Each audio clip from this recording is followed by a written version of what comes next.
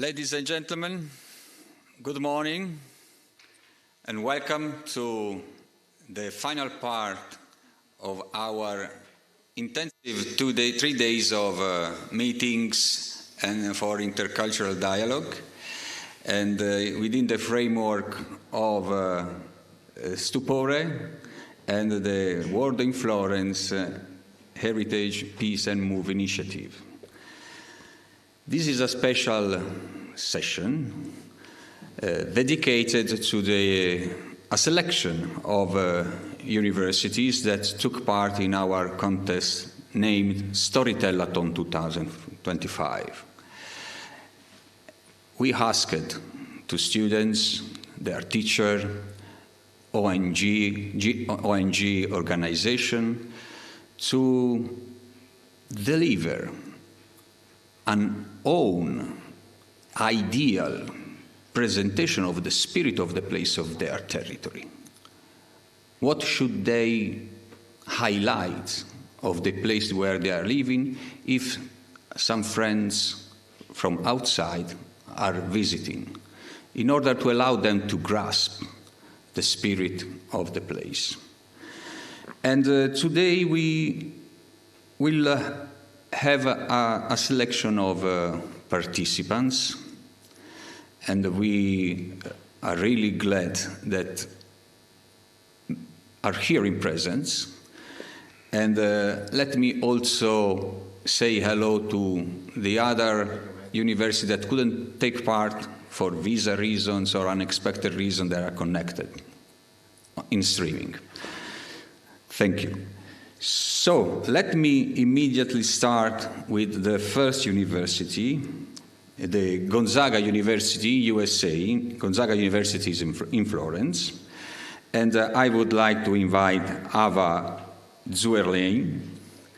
And he is a member of a working team led by the Professor Pierluca Birindelli.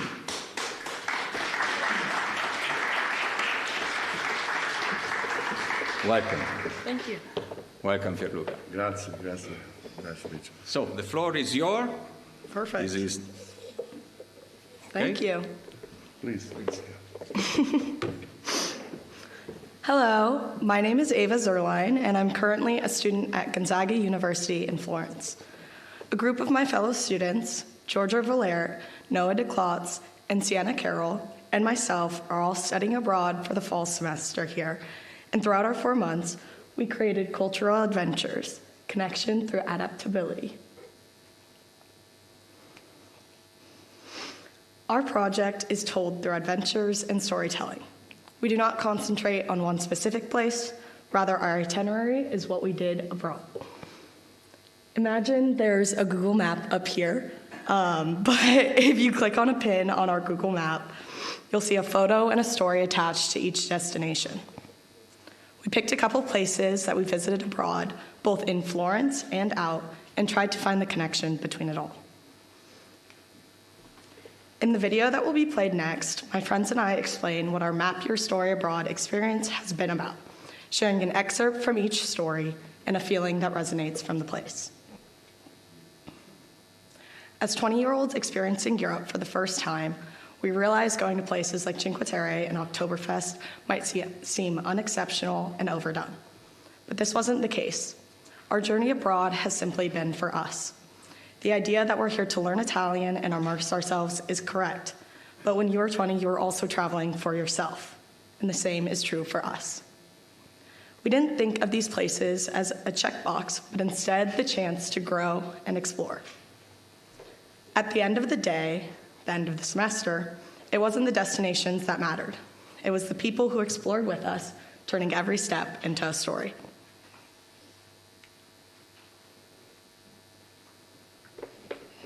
Thank you.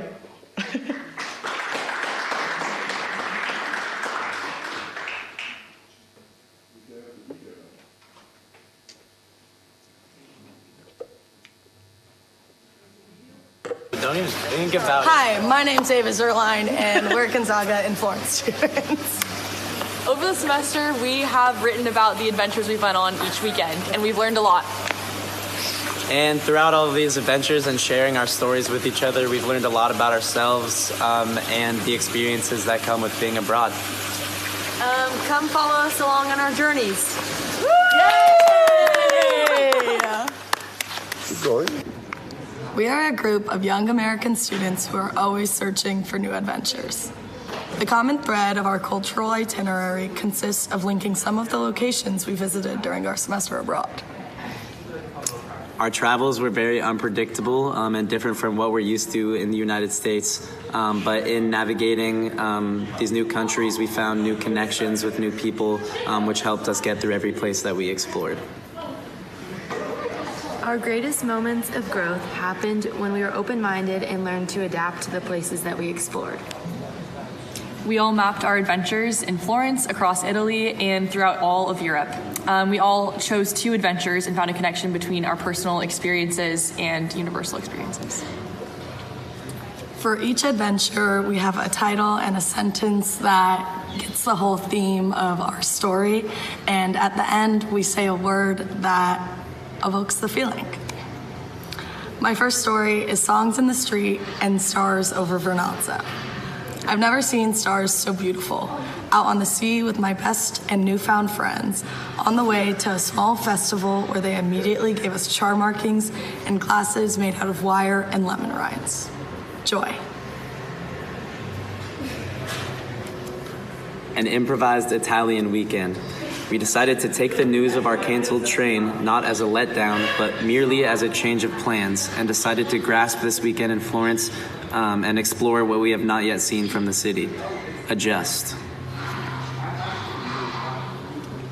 English for pasta and friends. The second we stepped inside the house, our noses filled with the most amazing smell of a home-cooked meal.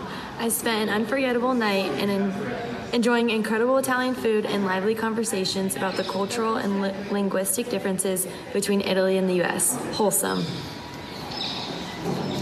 2 deaths and 1 celebrity wedding. I've realized that the best stories, the true adventure, often lies in the unexpected path or the unexpected view. I was reminded to stay curious about the land I walk on and to continue to ask questions in order to better understand where I am. Curiosity.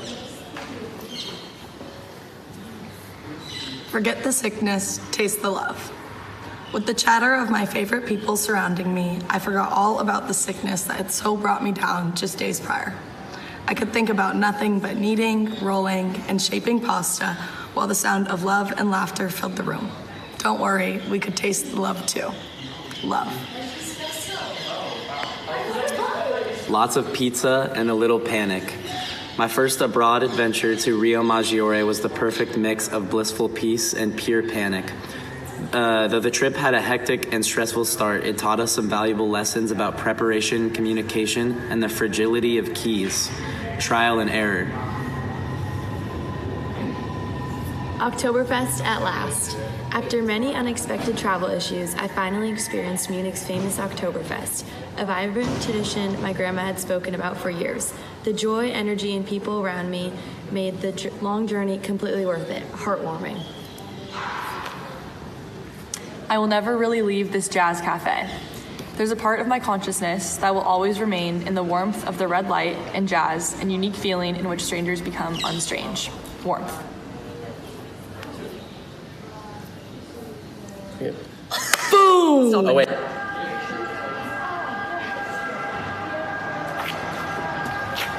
It's been such a pleasure sharing these experiences with my classmates.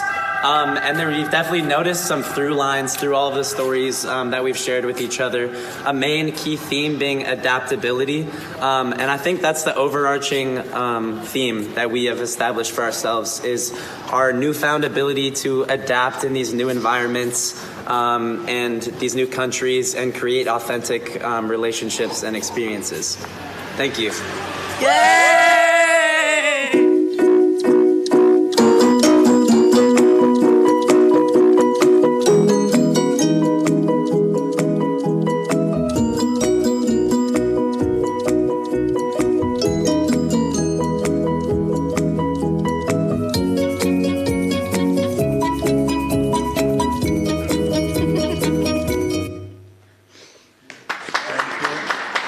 Thank you, Ava. Of course. just a moment, please. Okay. The microfono. Come here, please. Oh, okay, perfect. Thank you. Thank you very much, Ava.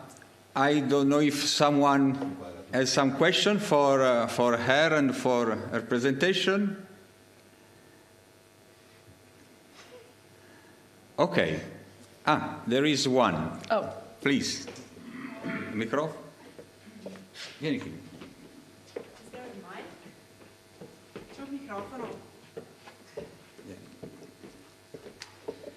So thank you very much. I think it's thank you.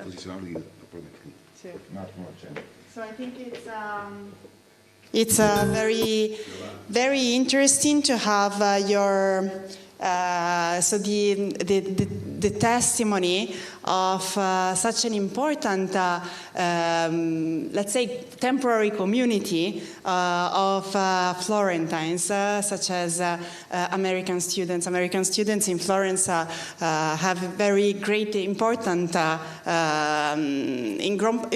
role in the city life, because I don't know how many universities, American universities, we have in Florence, but 50. So I know that the numbers of American students in Florence every year are very, very high, and that this is something that is very historical also. So that there's a tradition of Americans and foreigners, but especially Americans having a part of their university studies in Florence. So my question was related to this, because I was wondering, so the work you did is very nice, so thank you very much. But I was wondering if so when you are choosing the country, you have already someone that already came here, maybe also like your family history, like parents. So if there's like a kind of a rooted relationship with Florence in your families, not just yours, but I mean, if among you had this this long-lasting connection, as we feel with the American students' communities. Mm-hmm. So actually, in my family, this was my first time ever going out of America, and no one in my family had ever gone abroad before. So I kind of took a leap of faith, and one of my best friends, who's my roommate right now, was also coming here. So I kind of figured if she was here, I'd have at least that support system of having her by my side. But it's definitely something that in the future, if I have a family, like, I would completely encourage anyone to come to Florence. It's been such an amazing experience to have so far, so I'm really lucky. How long are you staying? I've been here since September, and I'm here until December 12th. So my time is coming to an end, unfortunately. But you'll come back, maybe. Oh, absolutely. So thank you very much. Of course, thank you.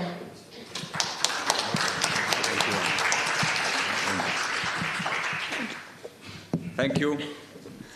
Thank you, Ava. Thank you, Pierluca. A big thanks also to the Dean, Professor Jason, and to Gonzaga University in Florence. Now, let's go with the second presentation, and I am really glad we jumped from USA to Bosnia and Herzegovina, and I would like to invite the group led by Professor Radik Čorović, Rahela Meruzic, Alina Ana Kačković, Anna Neymerlia, and Tahir Kapetanovic. The floor is yours, and forgive my pronunciation.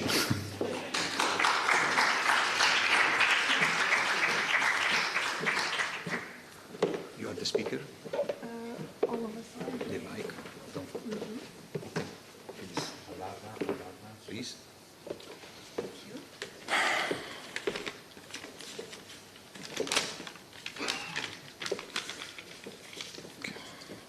I just click this.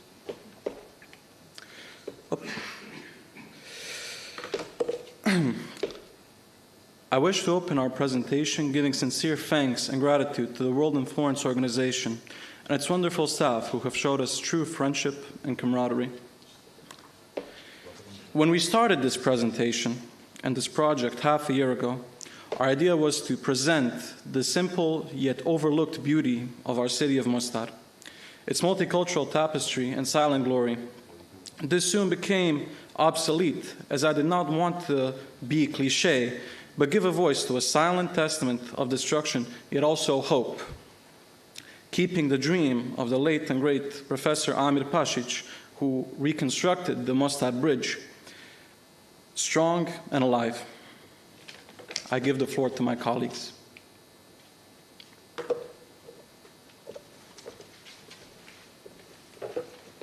Throughout its history, Mostar has grown from the contributions of many cultures, faiths, and identities.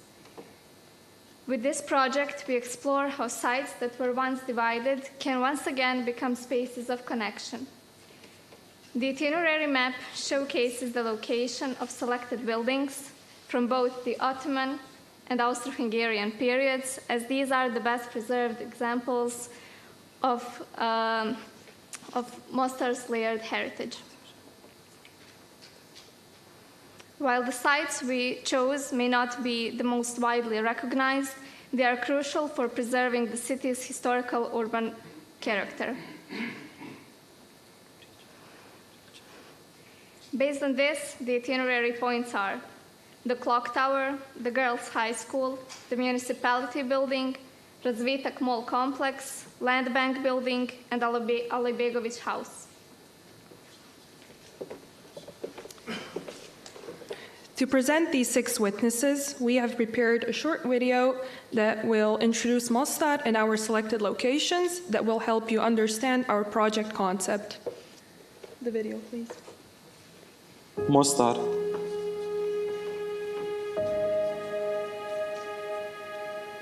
A city of scars and beauty.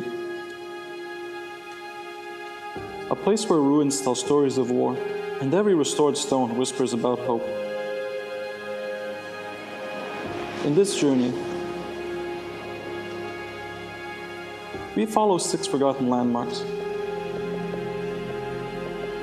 Each one a key to understanding not only the city's past, but also its future.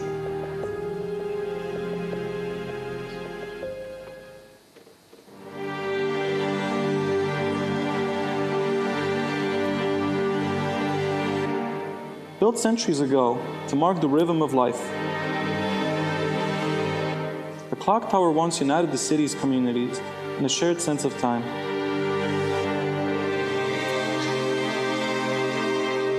Today, partly in ruins, it reminds us that even when the hands of history stop, the heartbeat of the city continues.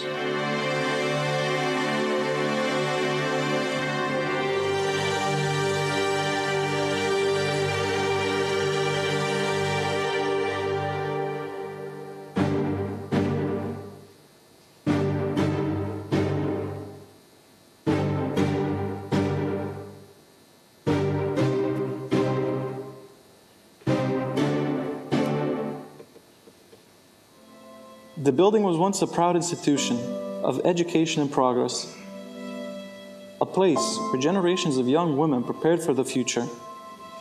War left it shattered, but its very walls still carry the memory of knowledge as a bridge between cultures.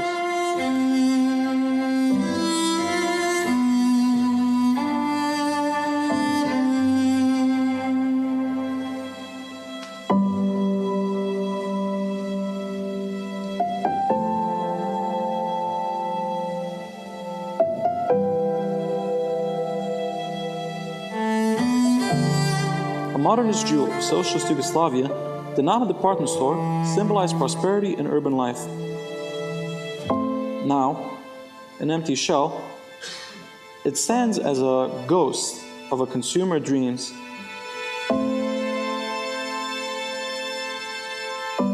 Waiting for a vision to bring it back to life.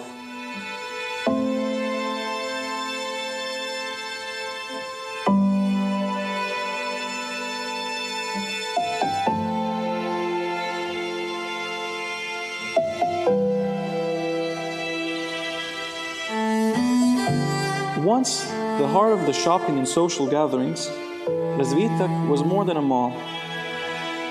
It was a meeting point of Mostar's diverse communities. Today, its ruins echo with silence, but also with possibility of renewal through culture and tourism.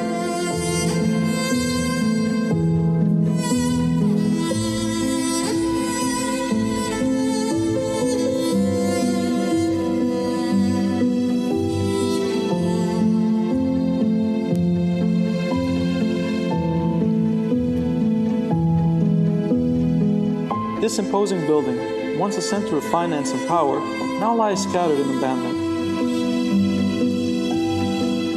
Yet it holds potential to become a symbol of a new economic growth, where its past of division can be transformed into a future of shared prosperity.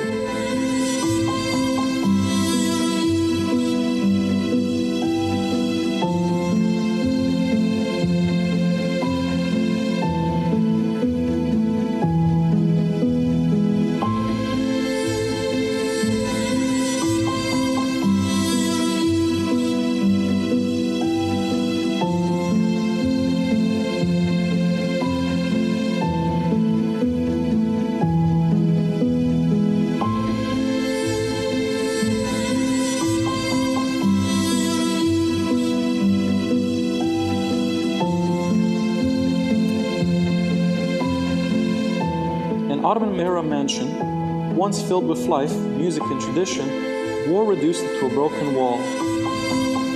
But within those ruins lies a unique heritage, a reminder that the soul of Mostar is not only multicultural, but timeless.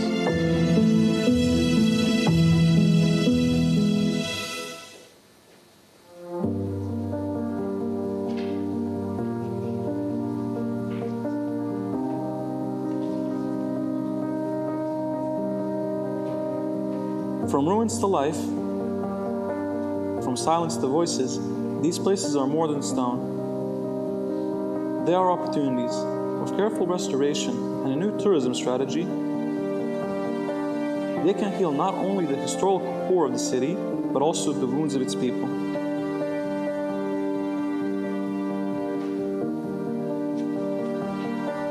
Mostar's future depends on how it retreats its past. By rebuilding these ruins, we do not only restore architecture, we restore trust, unity, and identity. This is not only just about a city, it's about the rebirth of a society.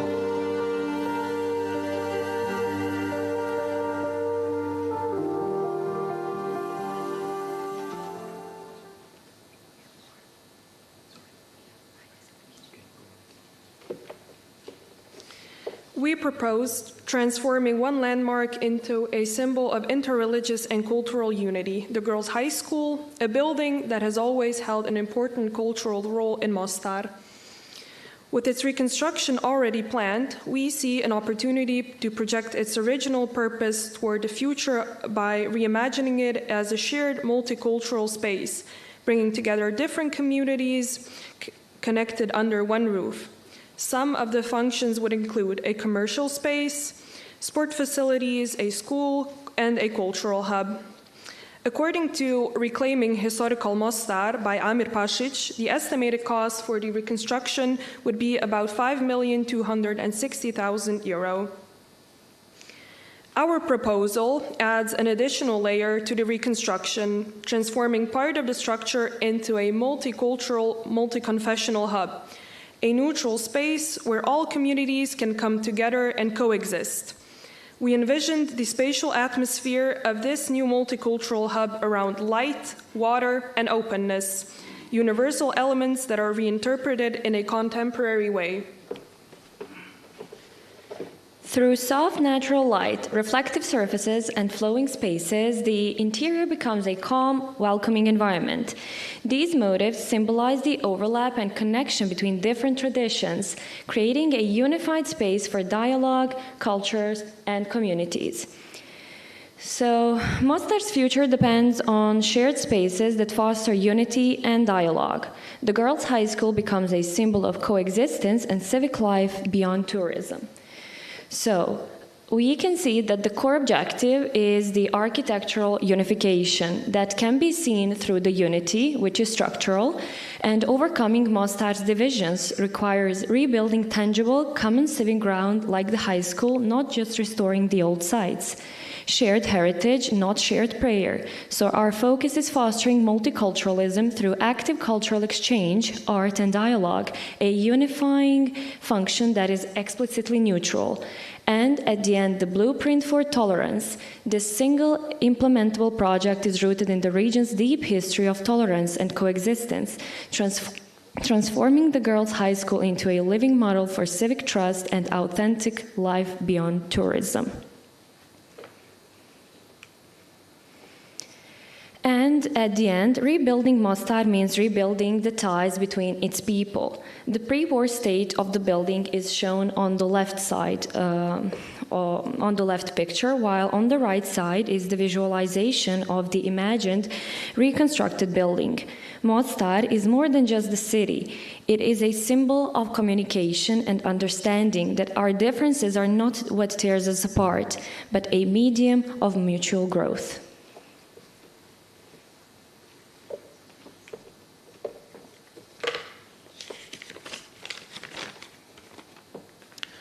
With this, we conclude our presentation and thank our lovely hosts and audience for sharing this moment with us.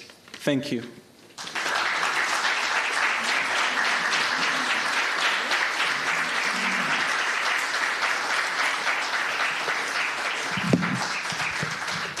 Thank you.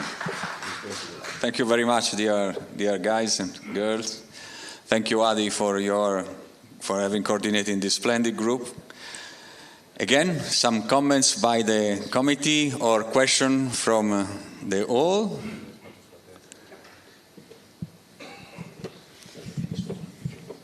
So thank you very, very much for this work. The work that you have done is really is really done with love. You see that there's love behind it, and that you really put yourself in doing it. So I really thank you so much for this, because you really feel the difference when something is done with the heart, with passion, something that you really believe that would make the change. And I'm really impressed at how you were also including the life beyond tourism model and philosophy in order to address the issue. I'm an architect as well, so I also loved the fact that that you gave to architecture a meaning that is far beyond the mere use and functional meaning of the building and of its rehabilitation. So also this was a point that was really interesting to me. And I was thinking while I was looking at, so it's just a comment, I don't have questions actually. I was thinking that it's really a case study that I would love to see in maybe next year's Officina, maybe from one of you, because it would perfectly fit in many of the life beyond tourism categories. You were also here. I don't know if you were also here in the presentations yesterday, but I know we talked a lot yesterday. And it could be really one of the examples for the reuse of cultural heritage in the cultural sector, so to make dialogue among cultures through the reuse of heritage. So thank you very, very, very much for this work, and I really loved it. You. Thank you for having us.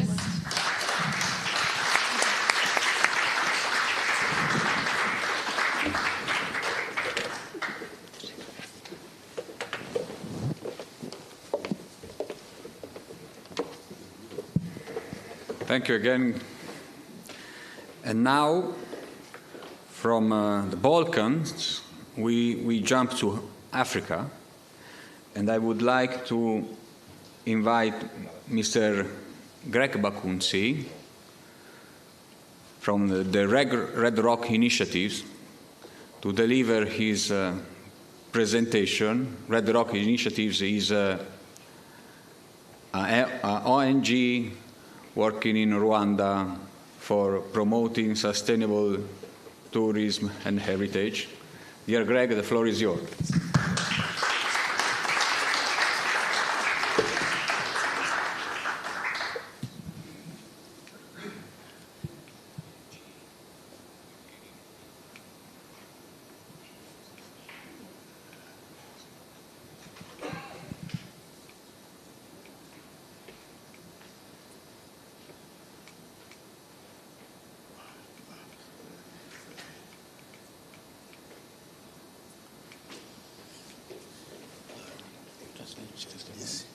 Let's go.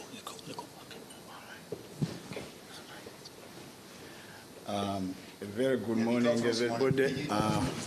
My name is Greg Makunzi. I'm the co-founder of. Sorry, guys. I think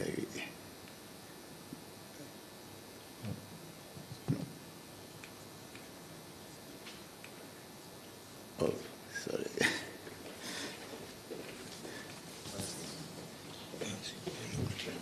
Iniziamo con la prima. Ma mi manda avanti. Mettilo su. This is forward, this is back. Okay. The big one is forward. Red Rocks is a cultural center that we initiated back in 2007 in Rwanda. And the whole idea of the center was to see how can we bring community conservation and tourism together for sustainable development. With our area that we operated, the main attraction from our country was mostly with wildlife and mountain gorillas. But after doing it for a couple of years, I realized that there is more to do than taking only people to see the mountain gorillas, because you could find some locals, tourists would pass through our village, and you hear the locals, they say, why can't these people come and see our goats and then they pay us instead of going into the forest? So, because they had no idea. So I initiated the Cultural Center as a part of integrating community into the growing tourism industry that was going on in Rwanda. And that's how I came up with Red Rocks as a social enterprise. And after a couple of years, I set up a foundation behind it with an intention of integrating the academia department into the localization way how we are doing it.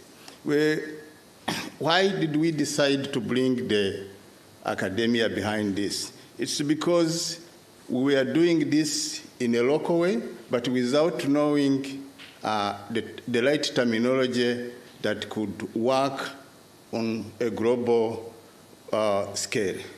So that's how we wanted to integrate them.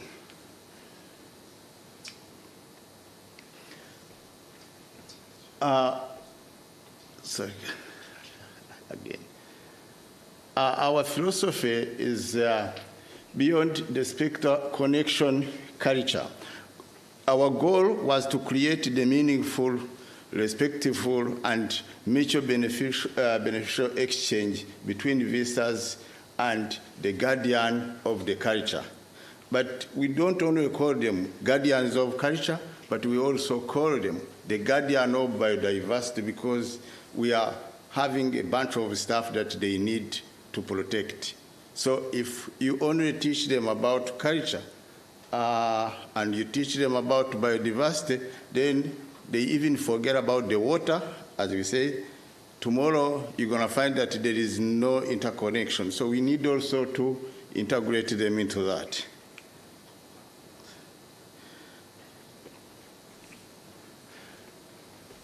The cultural ecosystem of Ngotsi village, this is where we come from. The Red Rocks Cultural Center, the gateway and the meeting point. The footpath walks through sustainable, the Intore dancers. These are the different types of activities that we offer to our guests. we have a traditional way of making pots. We have a traditional way of making baskets. We also do some pottery, and we offer different types of experiences. That's why we end up in our foundation, we call it Red Rocks Initiative. It means that everybody can come up with an initiative, and we craft it to turn it into an income-generating project.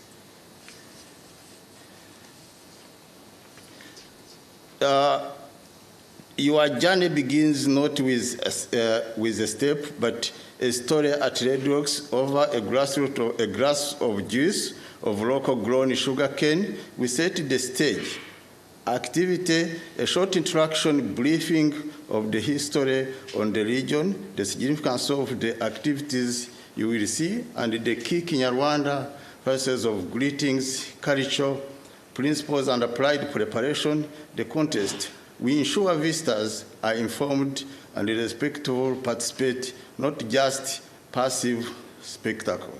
So what we do, we always try to, we don't do it by ourselves, we empower the local communities to become the guides.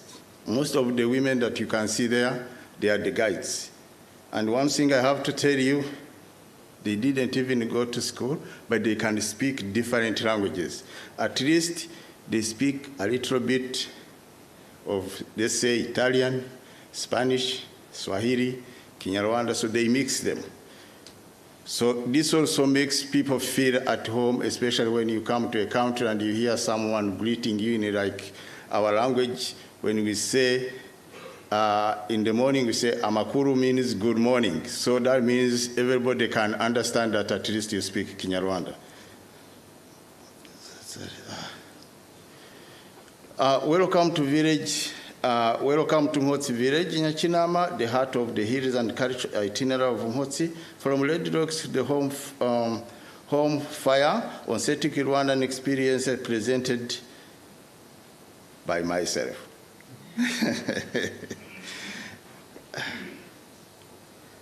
My name is Greg Bakunzi. I'm so glad to be presenting Mhotsi village as taking you through the itinerary of the Mhotsi village this afternoon. Welcome to Mhotsi village in Nyachinama, Rwanda, the heart of the hills of the cultural itinerary of Mhotsi village. From Red Rocks to the home fire, an authentic Rwandan experience presented by Greg Bakunzi, the managing director of Red Rocks Culture Center. Our philosophy, the why beyond spectacles connecting through culture. This is not a tour, it's an invitation. Our philosophy, inspired by the global culture-based practices, to move from observing to engaging. We focus on the intangible culture heritage of Mhotsi village, the stories, skills, and the daily life that defines this community. Goal, to create a meaningful, respectful, and mature beneficial exchange between visitors and the guardians of this culture, the cultural ecosystem of Mhotsi village. Red Rocks Culture Center, the gateway and meeting point. The agrarian footpaths, a walk through sustenance, the map point, the stories, components, campfire, legend by the fire. This in-holy dancer practice ground the realism of the warriors, the master weavers' homestead of the tradition. Red Rocks, the cultural gateway, the briefing contest is key.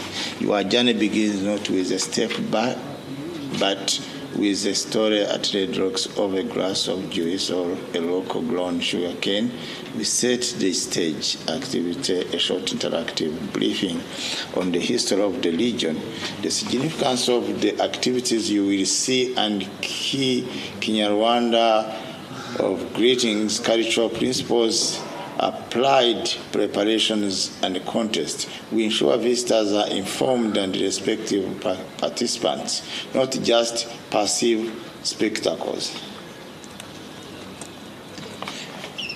The agrarian footpath, the land that shapes us. We walk the same path the community has for generations. This is a living landscape. Activity, a guided walk through the village, a farming plots, engaging with farmers, tending to the crops like potatoes, beans, and green land, about traditional agriculture, cycle and deep connection to the land, cultural principles, applied sensory and spiritual experience. The itinerary uses the nature and cultivation environment on the first exhibition. Stop the traditional dance practices.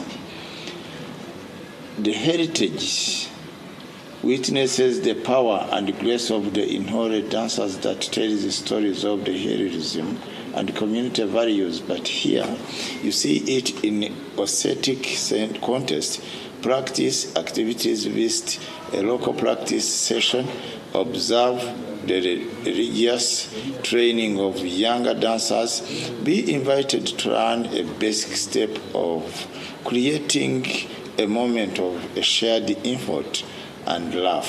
Cultural principles applied, aesthetic, encounter and participate. We may move beyond the staged performance to the process of the cultural transmission. The master weaver's home, weaving stories, shaping lives. In the quiet concentration of the weaver's home, you will discover the mathematics, the artists behind the Rwandan famous handcrafts, activities and participate workshops. Sit with a master weaver and learn the basic techniques of weaving with nature fibers, understand the symbolism in the Botan culture principle, applied hands-on learning, and the economic benefits. This activity supports artisans, direct, and provides a deep appreciation for their skills. The storyteller's compound campfire, legend by the firelight. As the day softens, we gather. This is how history and moral have been passed down for centuries, all through stories, activities, and intimate session with a community elder or a storyteller. Listen to folks, proverbs, imigani, and historical tellers that defines the community identity. Translation provided, cultural principles applied, intangible heritage, and the human element. This is highlights the most personal and profound layer of the culture in oral traditions. Return to Red Rocks, a shared meal, the taste of the community. We end our journey as it began, together, sharing a meal in a universal sign of friendship, activity, and communal dinner at Red Rocks, featuring local dishes. This is a time for relaxed conversation, reflection, and questions with your guides and perhaps some of the artisans you may meet. Cultural principles, applied, communal, and reflective. The meal acts as a depuration space, allowing visitors to process their experiences and solidify the connection they have made. The impact you visit matters more than a memory, a sustainable cycle. Preservation, your participation creates a value of traditional skills, encouraging the youth and to learn them. Economic empowerment, revenue, different supports, formal artisans, dancers, and storytellers. cross-cultural dialogue becomes ambassadors carrying the true story of Mhotsi village back to the world. Join us, walk with us, and help us keep the heart of this hill beating strong. Murakoze. Thank you.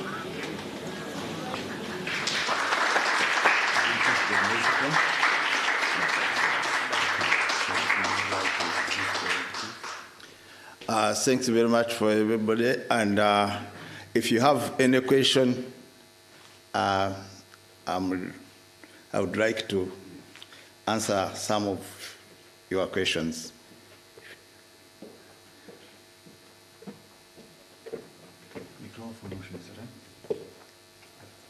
Thank you. I love stories, and as Life Beyond Tourism, we believe that storytelling is so powerful to attract people to visit countries like yours, and also to offer them an immersive experience when already on site. So I would be so curious to visit your country and to hear your story. Maybe you have one to share with us now. But my question is,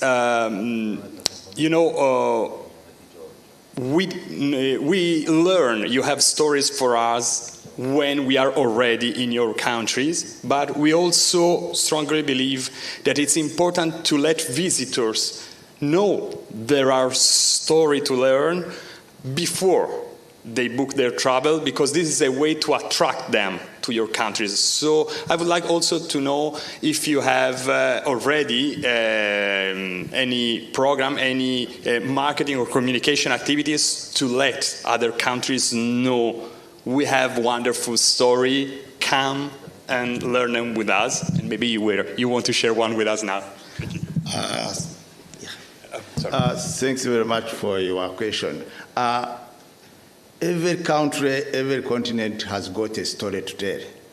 But most of these stories are told in newspapers, in televisions, and everything. If I may ask you a few questions, one question even before I answer your question, when I say Rwanda, what comes to your mind? Unfortunately, I know too few about your country, so I'm not prepared well. I'm sorry. Yeah, that's right. There are two things that come to people's mind. One is about the genocide which happened back in 1994.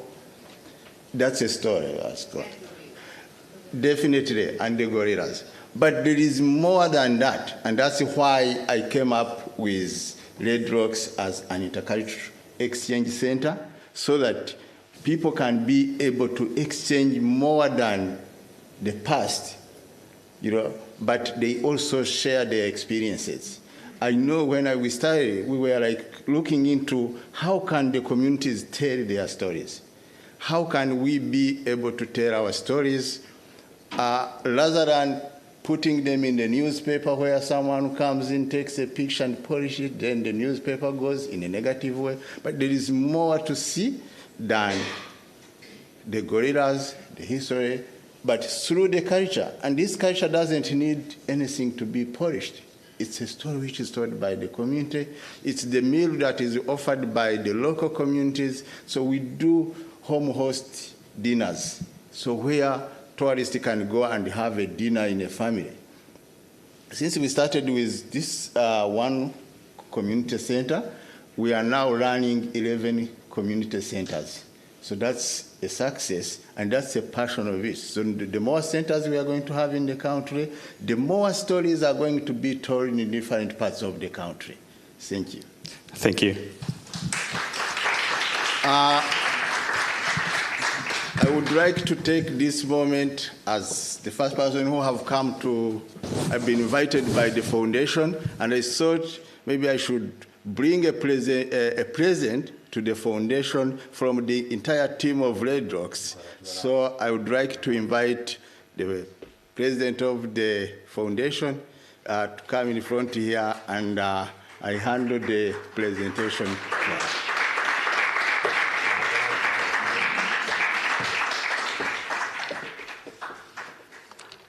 this presentation, it's a game. You know, it's a game.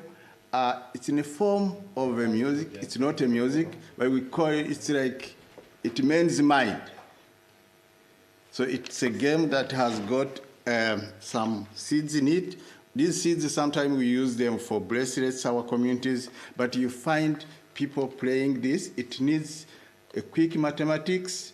If I happen to have time, I will definitely have to teach you a little bit of this game so that you can be playing it. Thank you. Thank you. Thank you.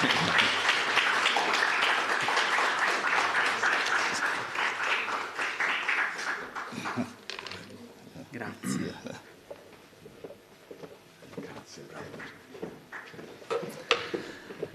Thank you again, dear Greg.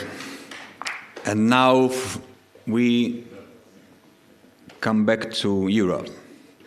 And I would like to invite the groups from Odessa National University of Economy, Anastasia Yarchuk, Anna Doubonos, and Valeria Bida. They will deliver their presentation, and a special greetings also to your tutor, Olga Dektiareva. Yeah. So the floor is yours. Mm-hmm. Thank you. So, good morning, dear friends. It is a true pleasure to join you as the guest today. We came from Ukraine, from the beautiful city of Odessa, which is located on the Black Sea coast. And now we are going to present you our thematic itinerary, Italians in Odessa, highlighting the Italian cultural, architectural, and artistic heritage in our city. We explore iconic landmarks designed by Italian architects, Francesca Boffa and Francesca Frappoli, such as the Potemkin Stairs, Primorsky Boulevard, and the Hotel Londonska, as well as the cultural treasures like the Odessa Opera and Ballet Theatre and the Philharmonic. These landmarks reflect centuries of Italian influence in our city. Visitors walk through Italian Street, Genovese Street, and through historic center of Odessa, now recognized by UNESCO for its outstanding universal value. And nowadays, it is under its protection despite war damage. Our participation in the project Italians in Odessa is driven by a desire to explore, preserve, and share the Italian culture heritage in our city. Odessa's identity has been profoundly shaped by Italian architects, engineers, and merchants, whose legacy remains visible in its streets, squares, and theaters. By preparing this thematic itinerary, we aim to highlight these contributions, to raise awareness of their historical and artistic value, and showcase the city's unique Mediterranean atmosphere. Additionally, the ongoing war has caused a significant damage to many of these landmarks, and our project seeks to promote understanding, empathy, and support to preserve of cultural heritage. Participating in this international initiative also allows us, as students of Odessa National Economic University, to engage in cross-cultural dialogue, strengthen our academic ties with Italian institutions, and gain practical experience in heritage communication and tourism projects. At this point, we invite you to watch our itinerary video.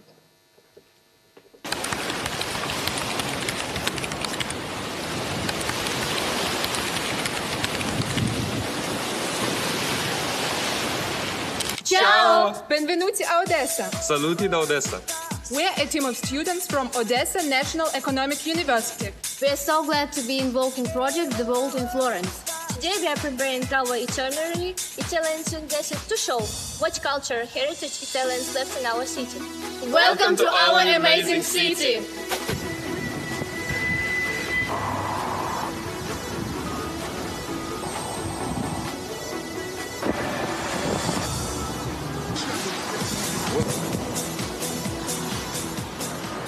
Our university is engaged in different international activities, including cooperation with Italian universities. Our students create various projects and participate in academic mobility programs. If you arrive in Odessa by ship, you will be welcomed by the seaport. Unfortunately, during the war, it suffers the most. Russian missiles and drones constantly attack the port.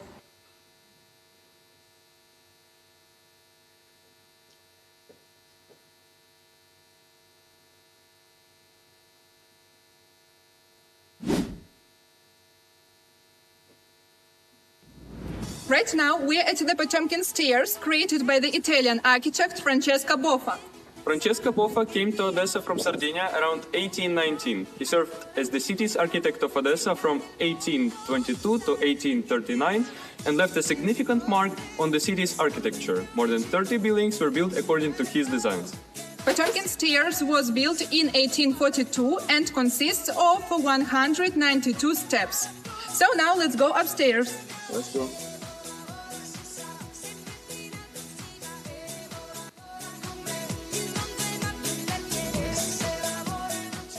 Above the Potemkin Stairs stands a monument dedicated to the famous Odessa governor, Armand de Richelieu. It is currently protected, covered with sandbags to shield it from possible shelling.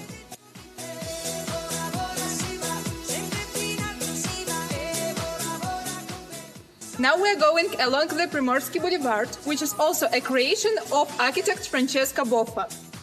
Today, walking along the boulevard, anyone can feel the trace of Italians who created the city's Mediterranean atmosphere. The most striking landmarks of the boulevard are buildings in the architectural style of early Italian Renaissance and Classicism. Among them, the hotel, which is called Londonskaya, also designed by Boffa, is very popular. Over the years, it hosted prominent international figures, including Italian actor Marcello Mastroianni, who was a jury member of the annual International Film Festival. This July, as a result of a Russian attack on Odessa, this hotel was damaged, along with other sites such as Primorsky Boulevard and port infrastructure. There is the Odessa City Hall building on Primorsky Boulevard, which was originally the old merchant exchange. Vera, who created Potemkin Stairs? Italian architect Francesco Boffa. And what about Hotel Londonskaya? Francesco Boffa. And Primorsky Boulevard? Francesco Boffa too. So you can guess who created the Odessa City Hall building? Of course, Francesco Boffa. This part of the city, as the historic center of the port city of Odessa, was inscribed on the UNESCO World Heritage List in January 2023, recognizing its outstanding universal value and placing it under reinforced international protection. Due to the ongoing Russian invasion and threats of destruction, the site was immediately added to the UNESCO list of World Heritage in Danger. This inscription provides access to technical and financial assistance to help preserve the historic city. The first city theatre was built behind me in 1809 by Italian engineer Francesco Popolo. He came to the city in 1803 to serve as city governor and the chief of the port. The white-faced building overlooking to the port opened on February 10, 1810. The hall could hold up to 800 people, but only 44 had seats, so how do you think, what did other people do? Right, everyone else watched the performance cadence. The repertoire has a strong Italian influence. Operas by Rossini, Donizetti and Puccini were first performed here in Odessa, starting a lasting tradition of Italian bel canto. Sadly, the original building was destroyed by fire in 1833.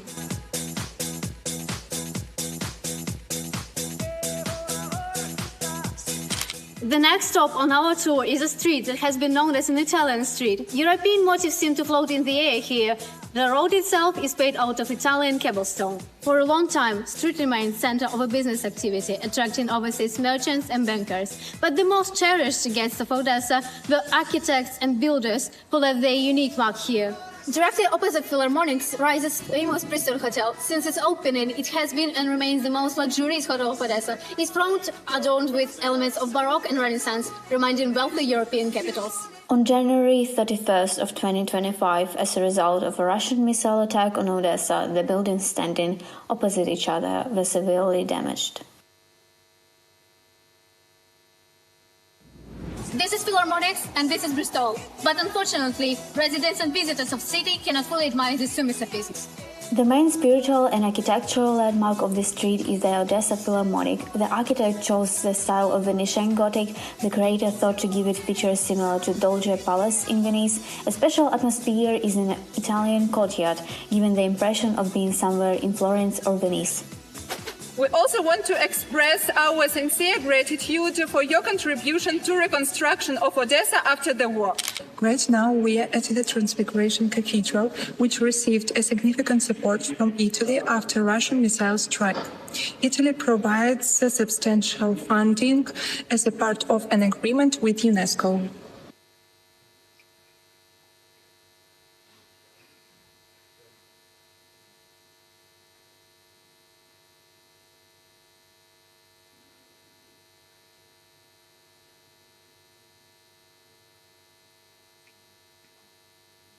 Odessa has deep historical ties with Italy, especially with Genoa, which played a great role in its cultural development. In the 19th century, a large Italian community lived here, including many people from Liguria. They worked in trade, shipping and construction, and Italian was one of the most widely used language in business.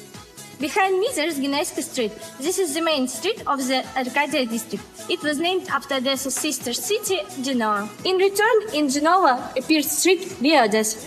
Odessa has always been a multicultural city, and this is naturally reflected on its cuisine. The number of different restaurants and cafes here is so difficult to count, so we would like to end our tour here with delicious gelato.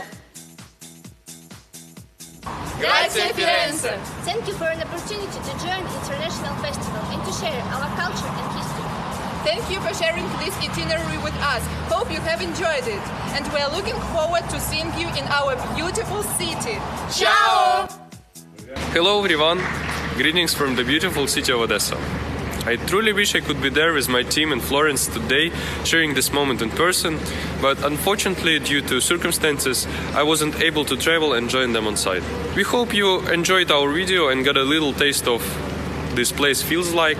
Odessa is full of energy, history, warm people, and a unique atmosphere that you won't find anywhere else. Thank you for watching, and we hope to see you here one day. Take care and enjoy the rest of your day.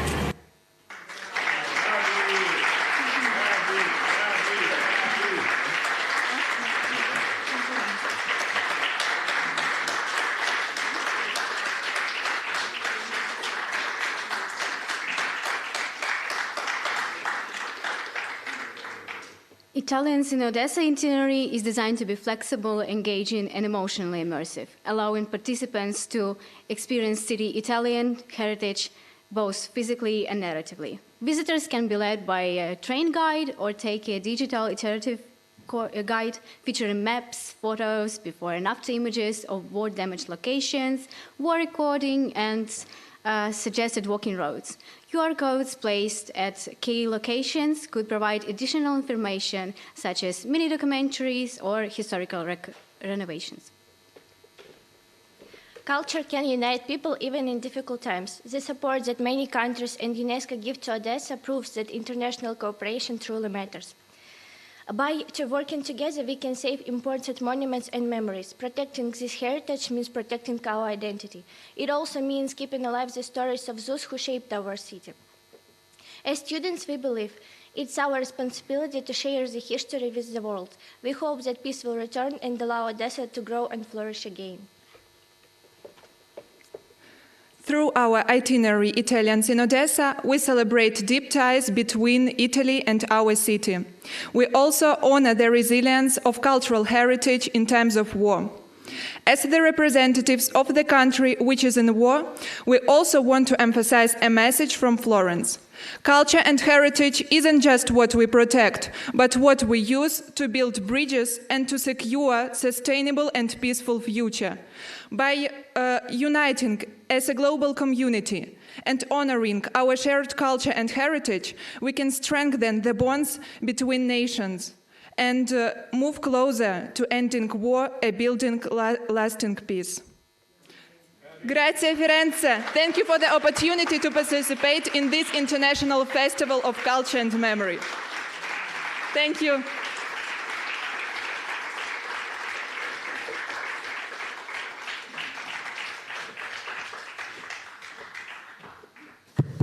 Grazie.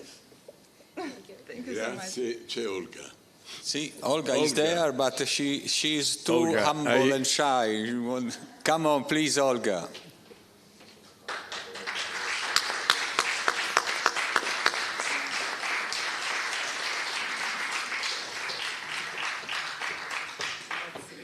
I'm sorry, this is not a scientific intervention. Thanks a lot, Olga. I have been in Odessa about 6-7 times. I have been there. I lived there some days, not as a tourist, but as a temporary resident. You have to know that you couldn't take in the movie the 3 boys that you have beside, right in the garden, right, the Philharmonic, where we have that sculpture too at our home. So Odessa is every day under our eyes. We have suffered a lot. We have been in Philharmonic, and we have lived with our friends. You have to know that we really begin with Georgia.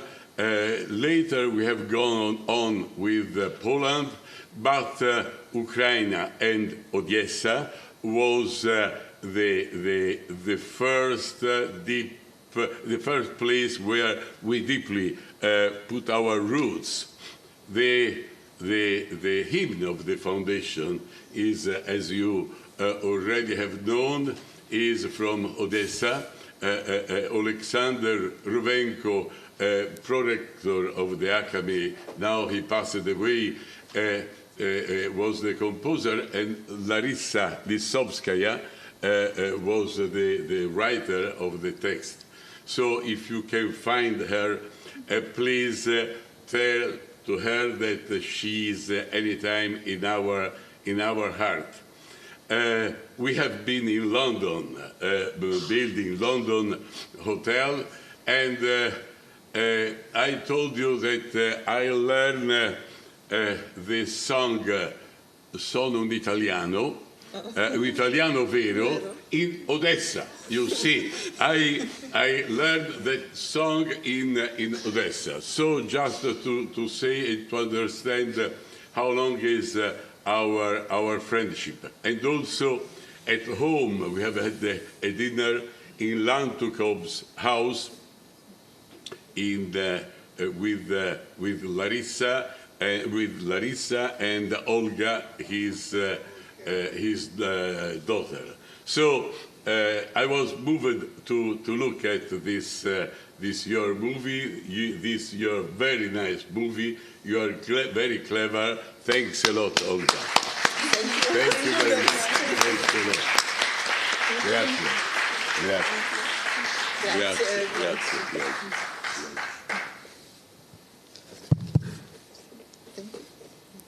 Oh, just a moment. There are some comments. Giorgio. Thank you. Actually, I don't really have a question about the Storytellathon, but I'm here more to ask you for some help. Because yesterday we had very interesting discussion tables about different topics. And in one of our discussion tables, we were asked for defining what is for us authenticity, what is authentic heritage. Today, you showed us a very interesting example of how Italian architecture, Italian culture merged in and with your city and your culture. So I would like to know, I hope it's not a too difficult question for you, but I would like to know what is for you authentic? What do you mean by authentic heritage? What is for you authenticity? Thank you. For us, authenticity is culture symbols, cultural buildings, where the history is. So this prehistory, what is in tools of this building, monument, or square, it build the what you asked. Thank you. If you want. Okay. Thank you. Please. Well, Odessa is, as you could see, Odessa is a very international city, and a lot of different nations contributed in development of the city. And I think we, as Odessa citizens and as Ukrainians, we can consider ourselves as Europeans, and I think we have European identity. Mm-hmm. Thank you so much. Thank you again. Thank you very much, everyone.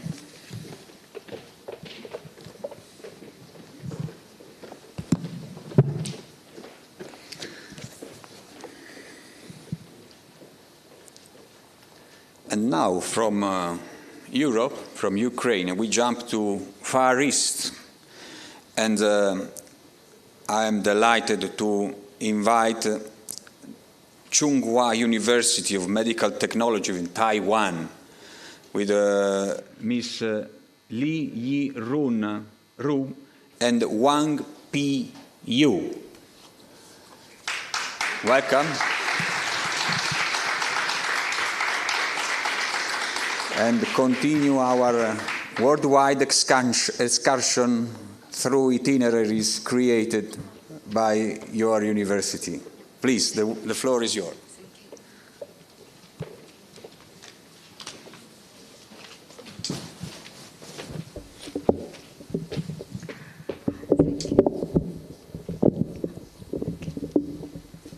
Hello, everyone. My name is Wang Pi Yu. We come from Taiwan. My name is Li Yiru. It's nice to meet you here. Today we want to show you Nanhua District, Tainan City.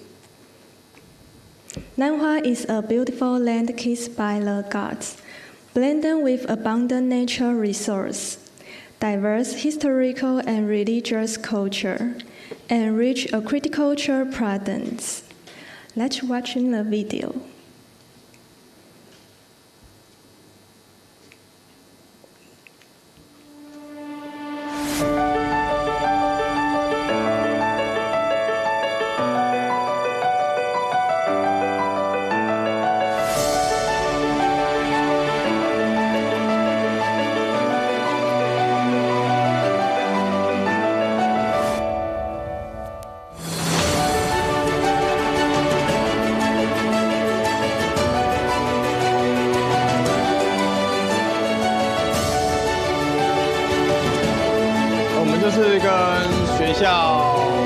他们计划，然后他们找了附近的一些关怀居民，结合这边在地的旅游教学的地方，我会介绍他们去我们后面果园走走啊，或是我们附近有一些花季的地方可以去看，像是麝香木啊、花旗木，这边可以看看花。因为南湾水库它我们要眺望的会很漂亮，像我自己都会去爬我们附近有一个玉顶步道或者雾山步道，真的蛮舒服的。然后这边就可以看到南湾水库整片的蛮美的。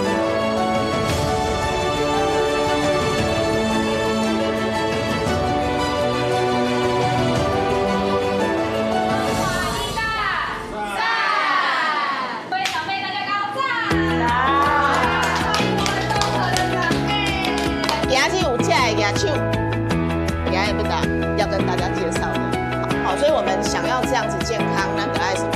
肌肉骨骼要建立好啊，牛奶要喝是因为我们要什么？要蛋白质，还有里面钙的吸收会比较好。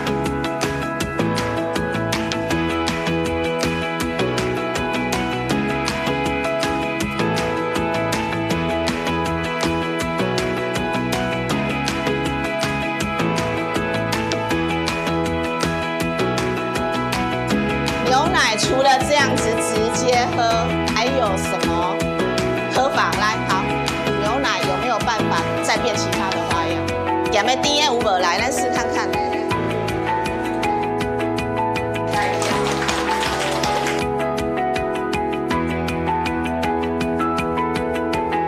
听说你们都不太喝牛奶，所以学校的老师希望我们可以把它变成不一样的东西。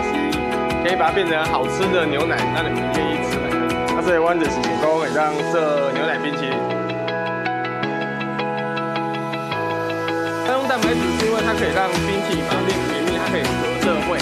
不然如果只有纯粹牛奶有一整，它嘎起来会化冰。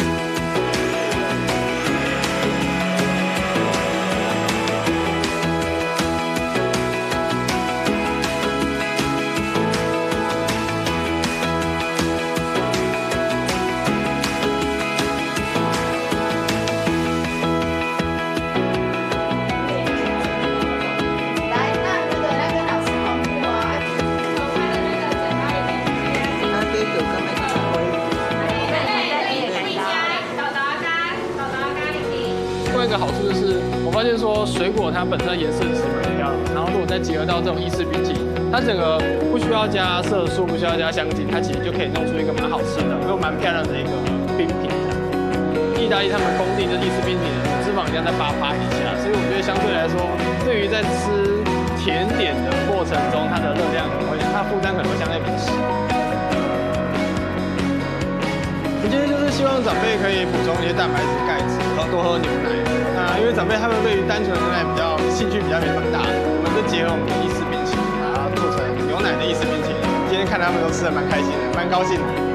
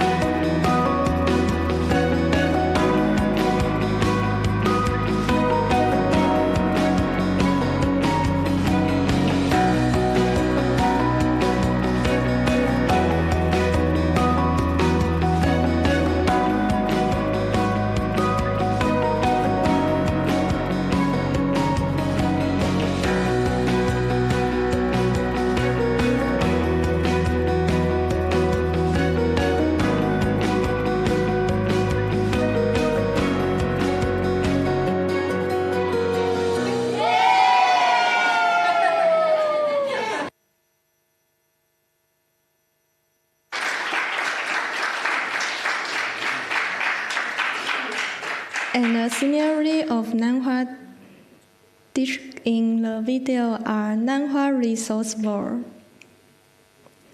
Galilee Brickwork Arch Church, Hojizu Temple, Zhochun Monastery, Holy Glory Temple, Nanhua Visitor Center, Mustwood Garden, Xiaoxie Bingpu.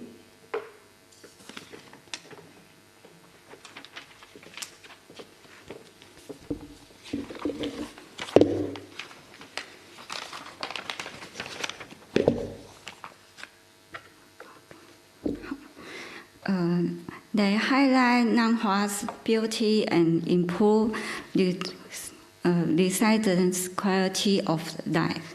Our goal is present the close, sustainable relationship between people, culture, and environment.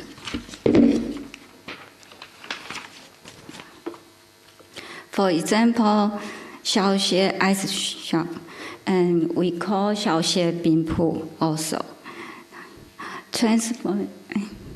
Transform an outdoor space into a restaurant, then turns local foods into Italian gelato, and reducing food waste and becoming a popular attraction. It also supports the ideas by offering fine dining service and providing its space for educational use, helping the Asian community enjoy health and better lives. It is both a locally rooted attraction and an important community asset. Similarly, the reservoir, economical parks, and temples, long-standing landmarks continue to attract visitors, like springing flowers in full bloom, bringing vitality and prosperity and Nanhua. We hope to provide this sustainable and secure model of development where people, culture, and environment support and benefit one another to create a sustainable value centered on becoming better. We hope everyone, everything becoming better. This and thank you.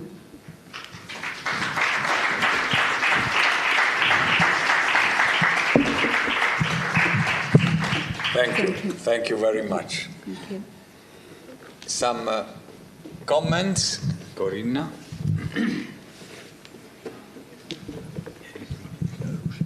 Thank you very, very much for this jump into a completely different culture and environment.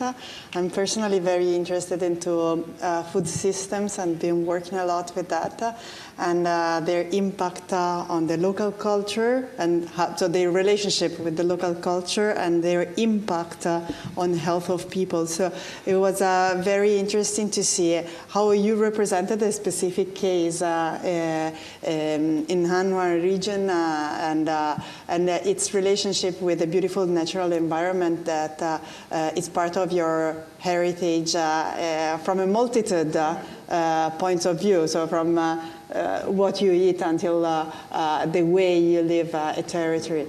So I thank you very, very much for this very precious insight and coming from so far. It's even more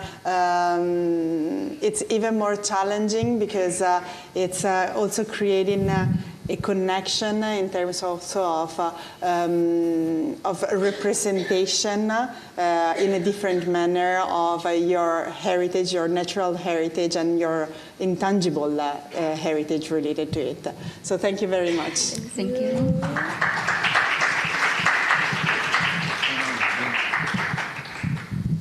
Thank you. Thank you very much.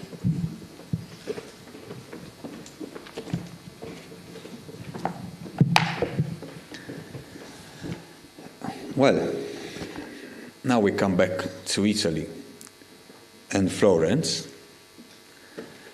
And I would like to invite Lorenzo Manzani from the Association of Friends of Museums and Monuments in Florence to deliver his presentation, his itinerary, Talking Tabernacles, a special way to discover the history of Florence. Lorenzo, welcome. The floor is yours.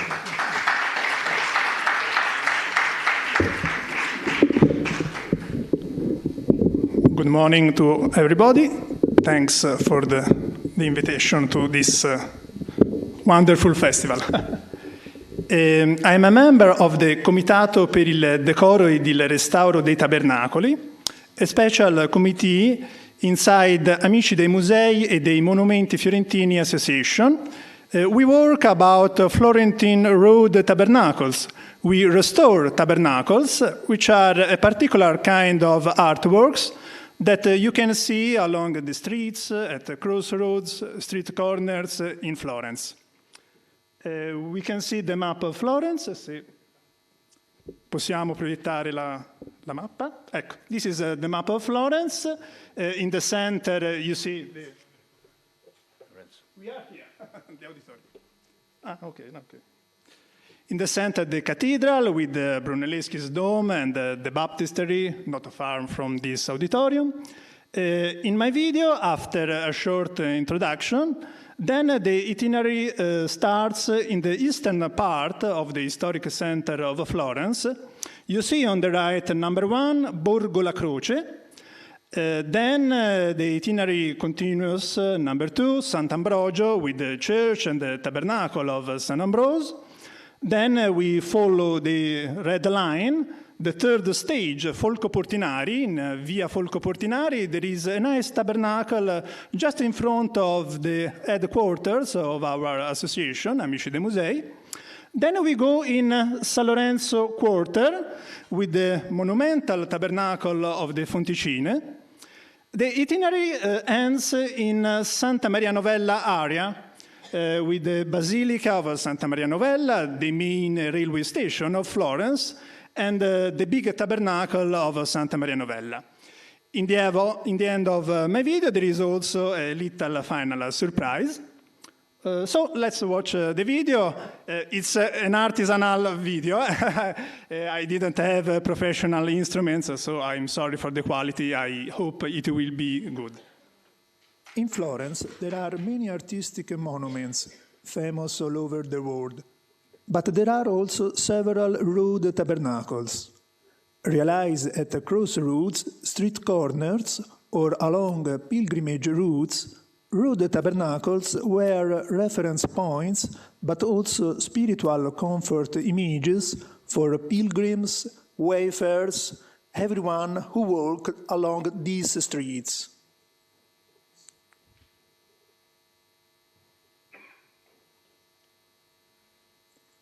This tabernacle of Borgo La Croce, realized in 1714 by Giuseppe Moriani, was a spiritual comfort image for condemned people who walk along this street, Borgo La Croce,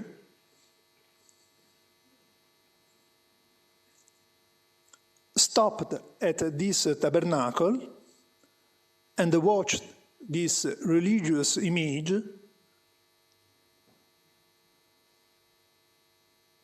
then continued and walked out the ancient door, Porta la Croce, and went to the gallows.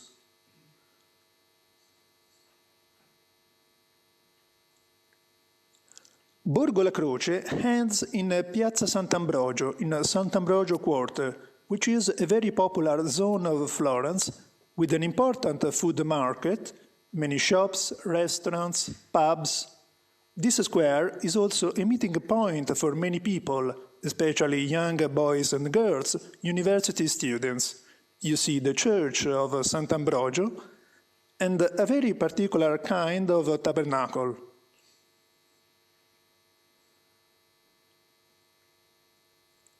A polychrome glazed terracotta sculpture, St. Ambrose's Blessing, realized in 1525 by Giovanni della Robbia and commissioned by the local association of citizens of this part of Florence.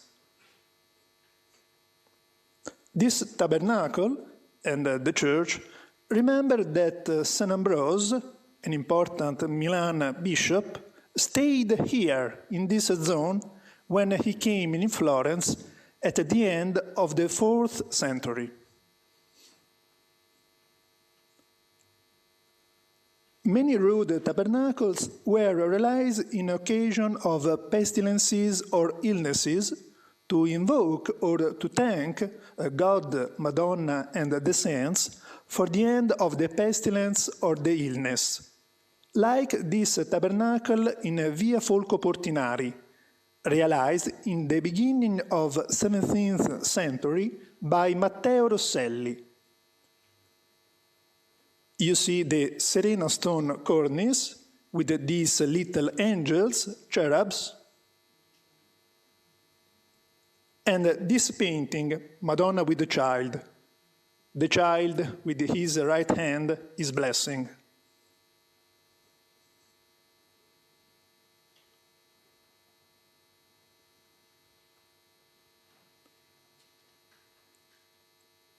Inside this tabernacle, there are many thanksgiving ex votos for the end of the illness.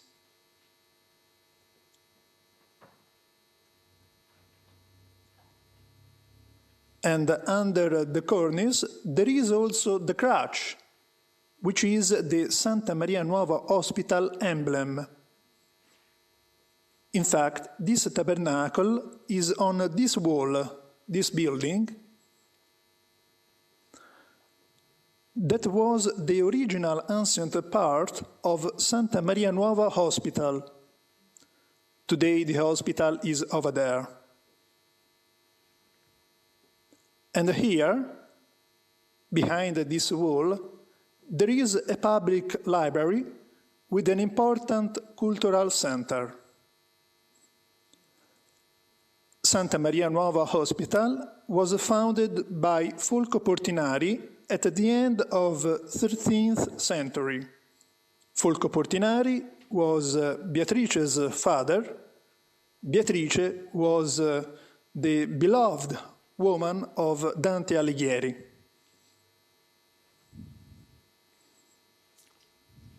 Do you know Dante Alighieri? Also in the evening, road tabernacles with the lighting are very fascinating, very charming.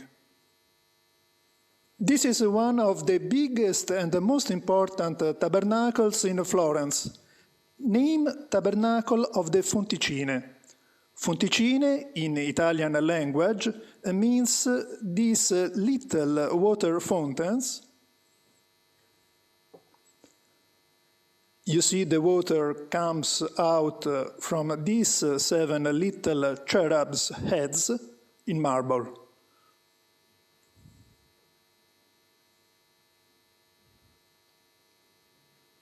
This monumental tabernacle was realized in 1522 by Giovanni della Robbia. Della Robbia was an important artistic family with an important artistic workshop nearby. Inside this tabernacle, there is a polychrome glazed terracotta bas-relief that is the typical artistic style of Della Robbia's. In the center, Madonna with the child Jesus, who is a blessing. There is also young St. John,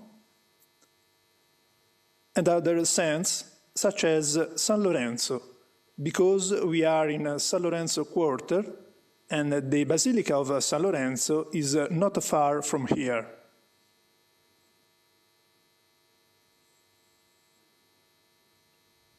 Rood tabernacles are also in relationship with the popular religious devotion, like this big tabernacle in Via Sant'Antonino in San Lorenzo quarter. Florentine citizens believe that this image of Madonna with the child inside this tabernacle protect them, protect tenants, but also homelesses, poors, needies. So every morning, women of this part of Florence, while they were going to the central market, not far from here, over there, these women put flowers at this tabernacle because of this big popular religious devotion. We are in Piazza dell'Unità, at the end of Via Sant'Antonino. This tabernacle was realized in 1785 for a wedding anniversary between Alessandro Maria Capponi and Cassandra Ceretani. In fact, there are Capponi coat of arms on the left and Ceretani coat of arms on the right. Inside this tabernacle, there is a polychrome glazed terracotta bas-relief, Madonna with the Child, realized by Andrea della Robbia at the end of the 15th century. Originally, this bas-relief was inside this big palace, that is Palazzo Ceretani, belonged to Cassandra Ceretani. The itinerary ends in Piazza Santa Maria Novella, near to the Basilica of Santa Maria Novella, and Museo del Novecento, dedicated to contemporary art. In the past, in Florence, during the pestilences, to avoid the infection, religious ceremonies took place not into the churches, but at a big road tabernacles with an altar table, like this tabernacle in Santa Maria Novella, realized in the first half of 15th century. Inside, there is this painting, a copy by Francesco D'Antonio, in the center Madonna with the Child, angels, St. John the Baptist, who is the Florence patron, and San Zanobi, an important Florentine bishop. Arte dei Medici e degli Speziali, that was one of the most important workers' corporation, had the patronage on this tabernacle. So, as you can see, there is a strict relationship between road tabernacles and the Florence history. Studying or watching tabernacles, we can also discover, learn something about the history and the popular traditions of the city.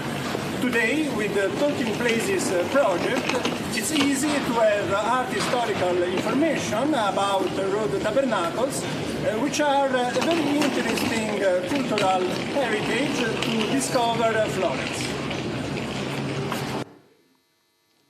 So. Okay. This was the final surprise from Piazzale Michelangelo. Thank you very much. I'd like to thank my colleague Emilio Ceccatelli, videomaker, in the final part. So in conclusion, some keywords. Some keywords, art and history, of course, certainly. Art, we have seen the polychrome glaze terracotta of De La Robbia's workshop, but also some famous artists realize artworks in tabernacles in the beginning of their career.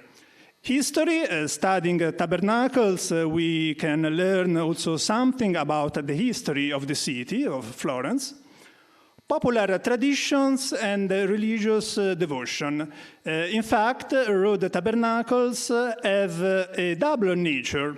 We can consider them as artworks, specifically, but also as a proof, a sign of the popular religious devotion, a sign of the identity of a community. Road tabernacles have also practical usefulness. In fact, in the past, there wasn't the modern public illumination, so the lighting the lamp of a tabernacle was useful for wayfarers, for passerbys. And also during the pestilences, to avoid the infection, religious ceremonies took place at road tabernacles with an altar table like the tabernacle in Santa Maria Novella. There is also a strict relationship, connection between tabernacles and the territory, the surrounding. We have seen the first tabernacle of Borgo La Croce along the itinerary of condemned people. We have seen Sant'Ambrogio in the place where St. Ambrose Bishop lived, or also the tabernacle of Piazza dell'Unità with the Ceretani coat of arms, because the tabernacle is on Ceretani Palace. But also in Via Folco Portinari, the crutch, there is the crutch, the Santa Maria Nuova Hospital emblem, because the tabernacle was built on the ancient original part of the Santa Maria Nuova Hospital. Finally, enhancement, valorization, and communication. Nowadays, it's important. We have to be able to communicate the cultural heritage to other people, especially young boys and girls, teenagers, students. So, Talking Places project, collaboration, a partnership between Amici dei Musei e dei Monumenti Fiorentini and Romualdo Del Bianco Foundation, a movement Life Beyond Tourism, is a good idea, a good way to enhance and to discover road tabernacles, which are a very interesting cultural heritage of Florence. Thank you very much for your attention, and if you want, see you later in the afternoon at 2 p.m. at the itinerary tabernacles, artistic monuments, and some traditional artisan workshops. Thank you.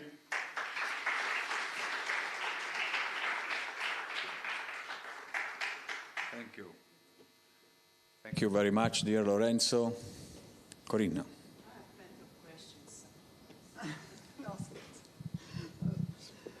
So I really, okay, sorry. I really thank you, Lorenzo, because it was very enriching. I was born in Florence, but I've lived 10 years away, and since I got back, I always have the perception of being a foreigner in my own town.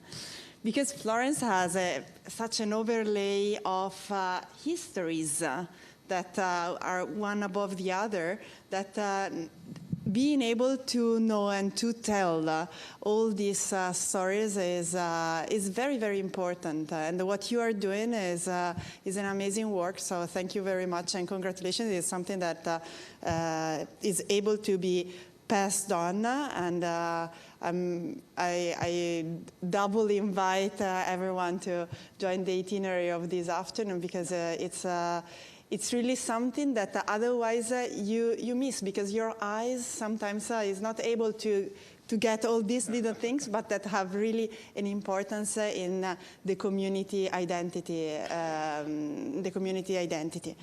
And I was, so my question is, a couple of years ago I was, but maybe it's a long talk, but I will put it there.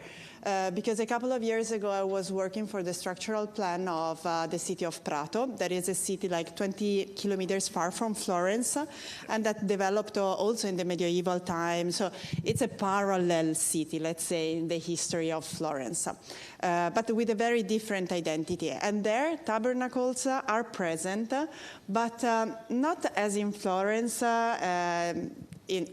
along the public spaces, but in the private houses. So each private house, so my study was a lot on this, on the little Madonnas that were present and really cared of by inhabitants of the house along each house. So each house has its own, and if you see a renovated house, they renovate also the Madonna. Yeah. And it's it's very consistent. Sometimes in Florence we have some in private houses, but there is very consistent. So I wanted to know if you were studying this, also this relationship of two different, from the same element, but in two different cities, used in a different way. There isn't a precise reason. Also in Florence, there are many tabernacles on private buildings. A legal aspect is that road tabernacles are the property of the owner of the building of the house. This is it's not common to know. And road tabernacles are named Tabernacle, Madonne, Madonnine, di Colette. Road tabernacles there are also in Rome, Naples, Genoa, in the north of Italy. And I think there is one word that includes all these concepts, and I think this word is the humanity. Because road tabernacles are not cold objects, cold artworks, but they give this sense of a community, this sense of humanity. And okay, I suggest you to discover this particular cultural heritage. Thank you very much. Thank you, Corinna.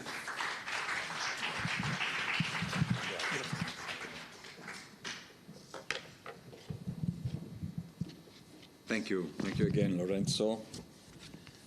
And now let me invite Oksana Demidyuk and Mikhailo Haberbach from the Beketov National University of Urban Economy in Kharkiv, Ukraine, for deliver their video presentation, Kharkiv, Reinforced Concrete. Oksana, the floor is yours. And then,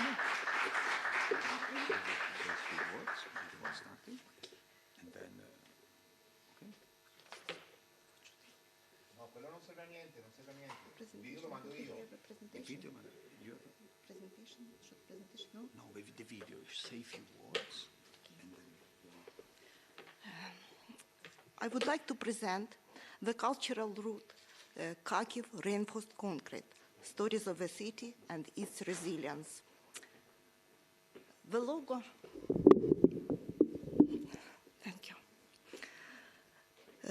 The logo Kharkiv Reinforced Concrete is created by Kharkiv artist of Italian heritage, Patrick Casanelli. And it symbolizes the unbreakable spirit of our city. So the route highlights, I'd like to say also that in Kharkiv, concrete is not only the material, it is more than material, because it's the metaphor for the character, firm, determined, and unbreakable. And our route highlights the key points, key locations at the heart of our city. So let's start our journey and let's watch the video. Kharkiv, Reinforced Concrete, Stories of the City and its Resilience. The Kharkiv Reinforced Concrete logo, created by Kharkiv artist of Italian heritage Patrick Casanelli, has become the city's unofficial emblem and a powerful symbol of Kharkiv's resilience. In Kharkiv, concrete is more than a material. It is a metaphor for character, firm, determined, and unbreakable. In 2022, Kharkiv was awarded the honorary title of Hero City of Ukraine. This is a narrative cultural route through architecture, memory, and the strength of the local community. It leads through the key points of the city center, Freedom Square, Dursprom, Teresa and Kharkiv National University, the Regional Administration Building, the monument to Taras Shevchenko, the Opera and Ballet Theater, Shevchenko Garden, and the zoo. Every step of this journey reveals not only architectural or historical facts, but also the lives of the city's residents. It is an educational and cultural path where history, urban traditions, and nature merge into a unified story of strength and resilience. Let us begin our journey through the solidity of the city and its people. Before you lies Kharkiv, a city in northeastern Ukraine, the academic heart of the country, a city of students and the second largest city in Ukraine, located just about 30 kilometers from the Russian border.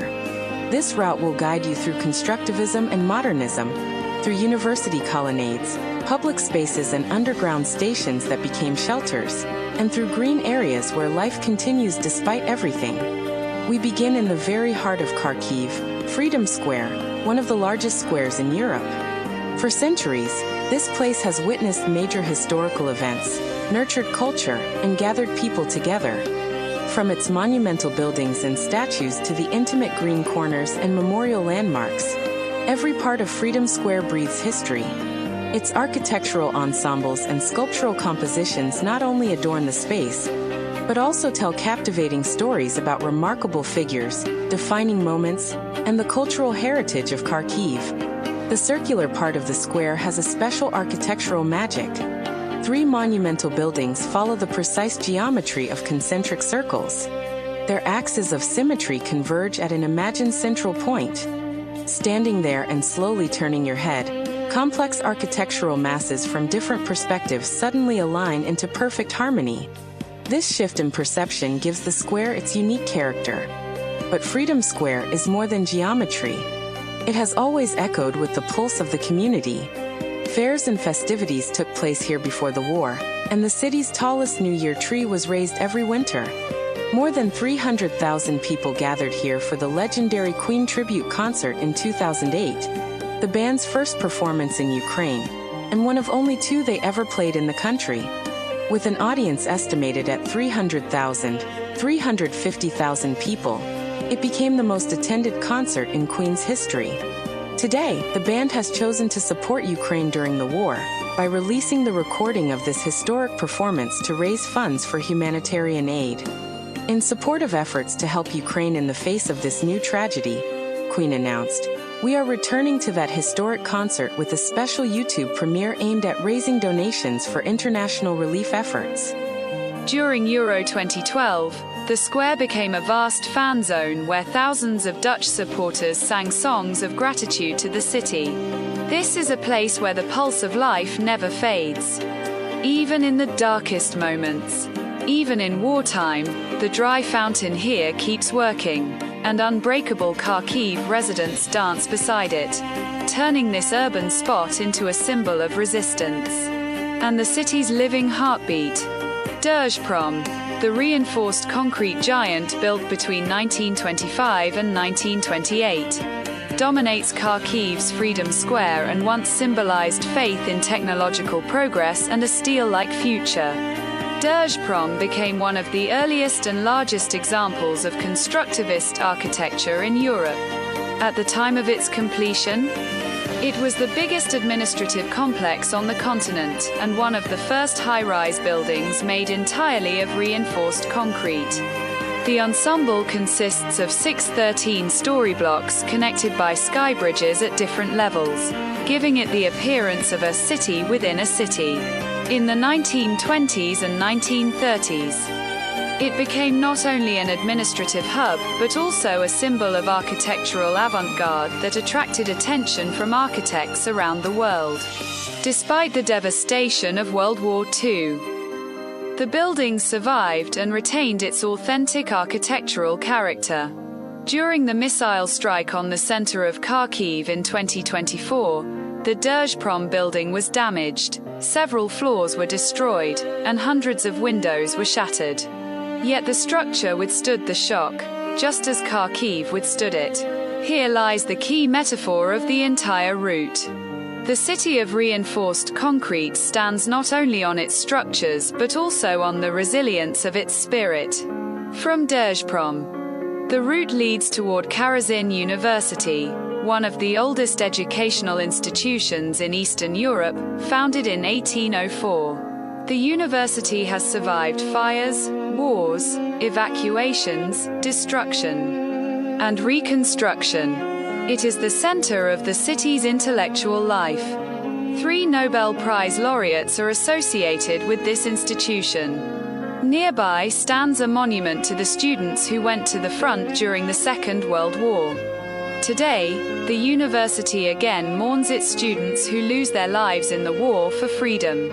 We then approach the Regional Administration Building, a place where architecture has become a chronicle of destruction and restoration. Built in the constructivist style and later expanded. It was destroyed during the Second World War and rebuilt afterward. In 2022, it once again became one of the first targets. Broken windows, shattered facades, plywood instead of glass. It is a place of pain that simultaneously speaks of steadfastness. Next, we descend underground, into the Kharkiv metro. Since 1975, it has served as a crucial transport system. And during the war, it became a home for thousands of people. Concerts, exhibitions, and even an underground school now take place here. The platforms of university and Dezhprom stations maintain their architectural grandeur but have gained new meaning. They became spaces of solidarity. Places where reinforced concrete did not merely support the vaults but protected lives. Returning to the surface, we reach the monument to Taras Shevchenko, one of the most beautiful monuments to the poet in Ukraine. In 2022, it was wrapped in sandbags to protect it from shelling. Behind it stands the damaged building of Kharkiv National University of Civil Engineering and Architecture, our home university, a place that shaped generations of architects.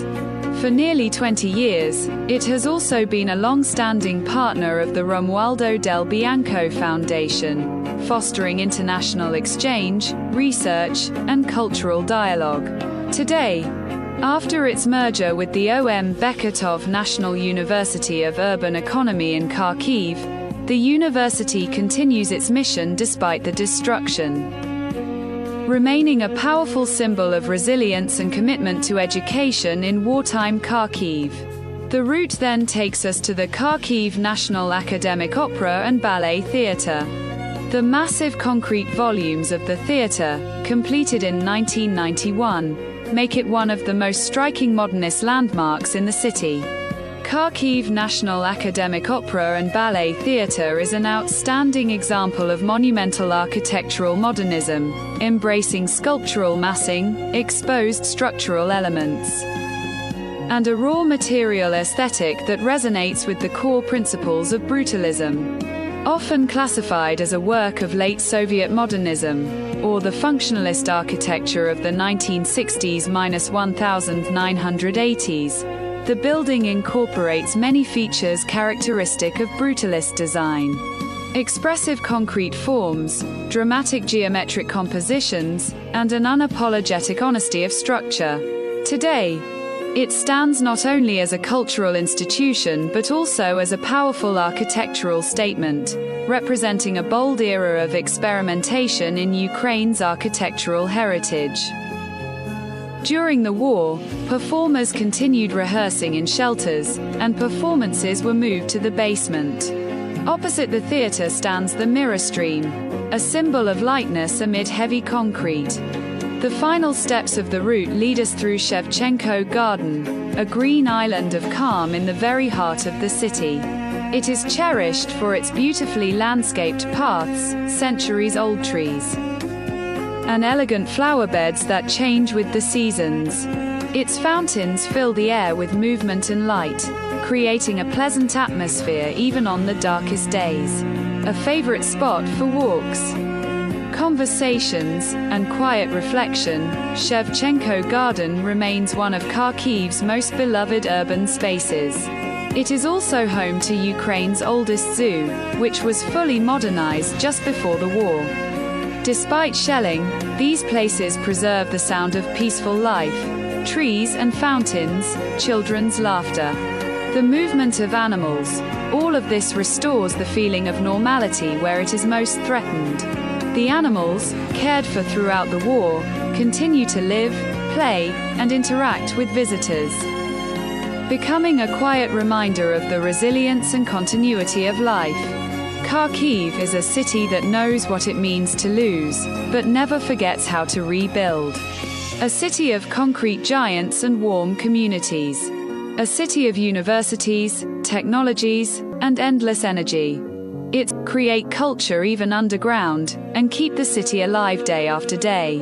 Our city is alive. We look forward to welcoming you to peaceful Kharkiv, to see, hear, and feel a city that cannot be broken.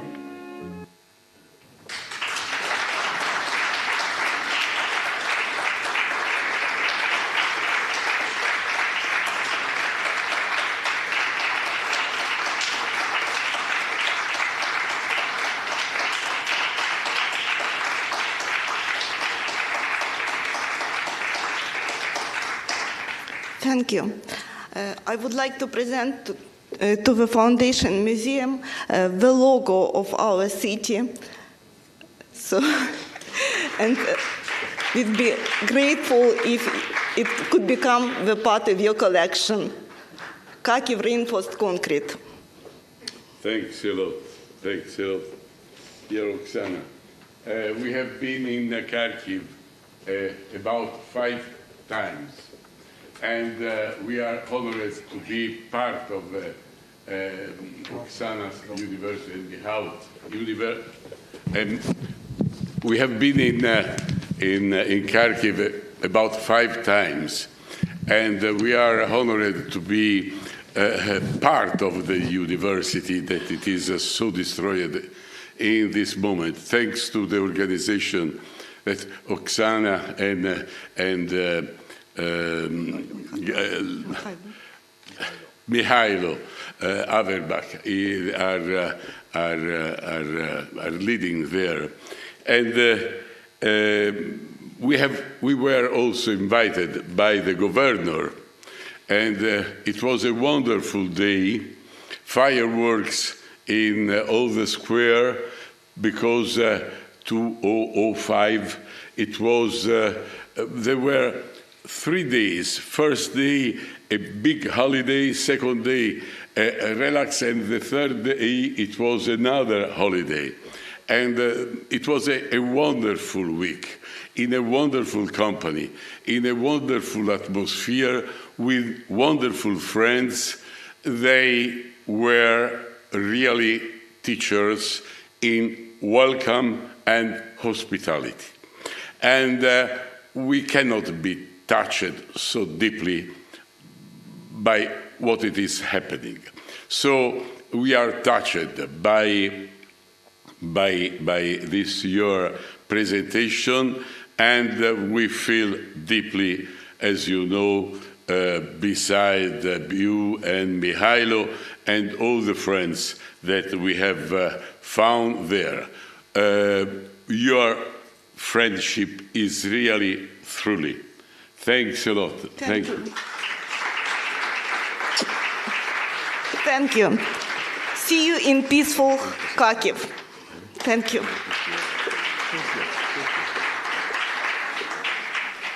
So, we are arrived at the conclusion of our presentation, but allow me to call all the protagonists of this morning session on the stage. Please, Gonzaga University, International University of Sarajevo, Chung University, come here on the stage to get the appreciation of everyone who assisted your presentation.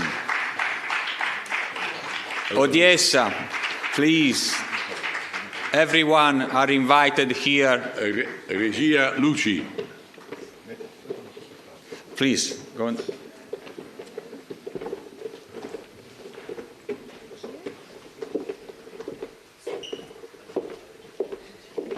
Bravo Pierluca. Bravo, ecco. Greg. Da ultimo.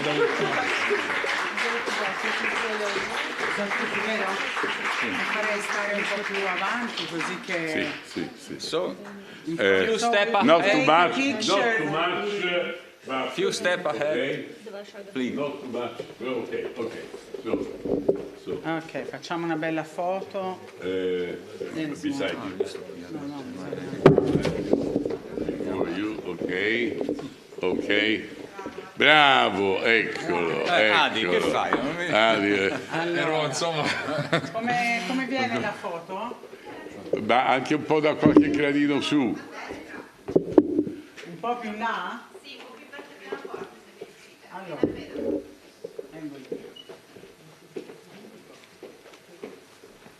vieni un po' più qua. Simone, un po' a destra. Vieni. Destra. Let's move on the left, all together.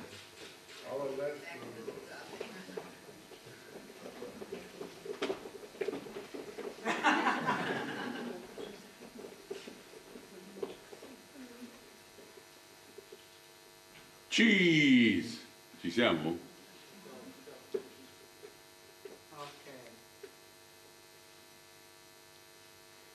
Bene. Fate, bene. Grazie.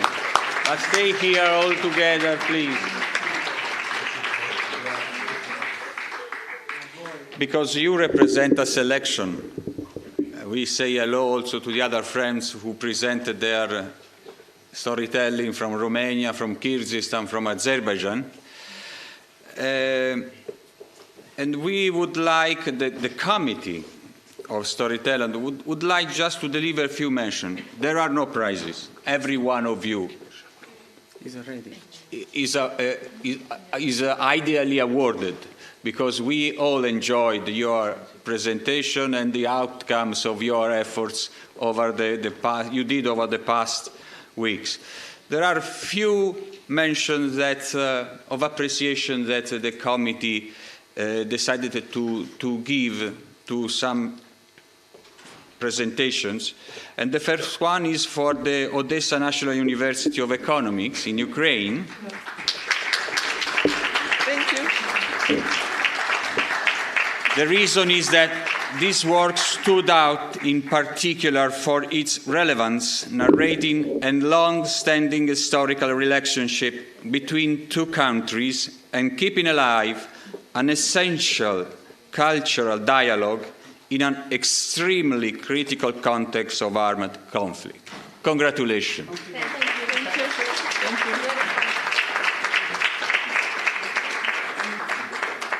Just a picture. Thank you. The second mention is for the International University of Sarajevo, Bosnia-Herzegovina, rebuilding cultural Mostar.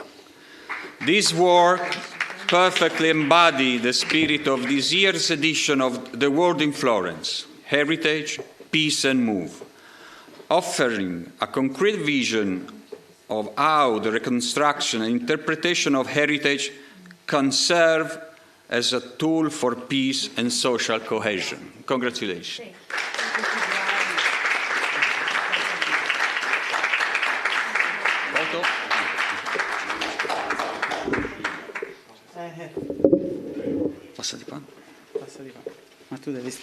The final one is from Chung University of Medical Technology, Taiwan. Wander through the Sunlit Cradle in the mountains.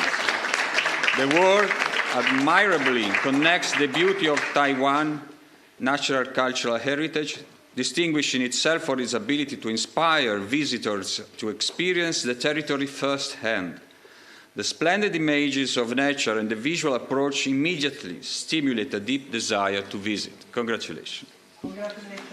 But again, everyone here have to receive our appreciation for your efforts and the belief in trying to put into practice our intention to promote the knowledge of the spirit of the place as a tool for welcome and hospitality and promoting the interconnection and the mutual knowledge and appreciation and understanding.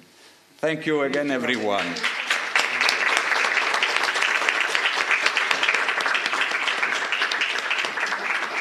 I would like, there are a few conclusions that, of course, the committee, the committee would like to share with all of you.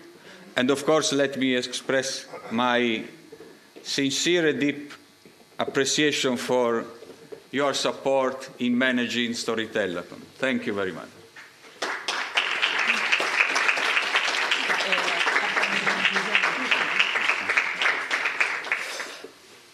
So thank you very much to all of you, and thank you to all the participants of this year's edition.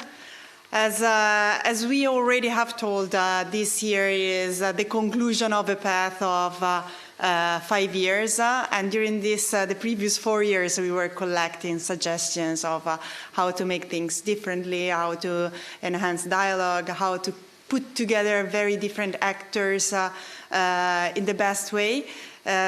So probably those of you who have been with us in the previous years would have been surprised probably by the format that we used this year, and I really hope you enjoyed. We are really happy of the results of the tables that we had yesterday. I personally had the chance to be in 3 of them. I couldn't be in the other 2, the parallel ones.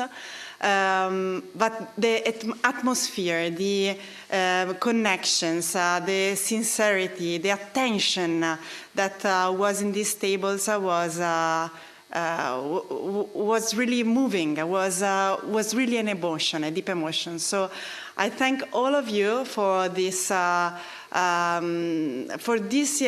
year results, that it is really a collective result. So I really thank you for that, and for all the suggestions and contributions that you gave, also for creating an improved version of the Officina for next year. Yesterday evening and this morning, we tried to, with the moderators, we tried to draft out some lessons learned from the tables. And I invite Duccio Canestrini to report briefly these lessons learned. Please, Duccio. Thank you, Corinna. Thank you for these beautiful words and your enthusiasm as well. As agreed, we won't be long.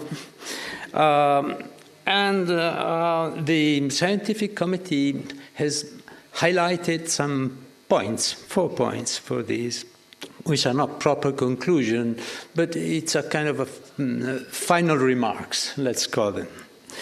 And the 4 points are the vision, the issues, the strategy, and the basis.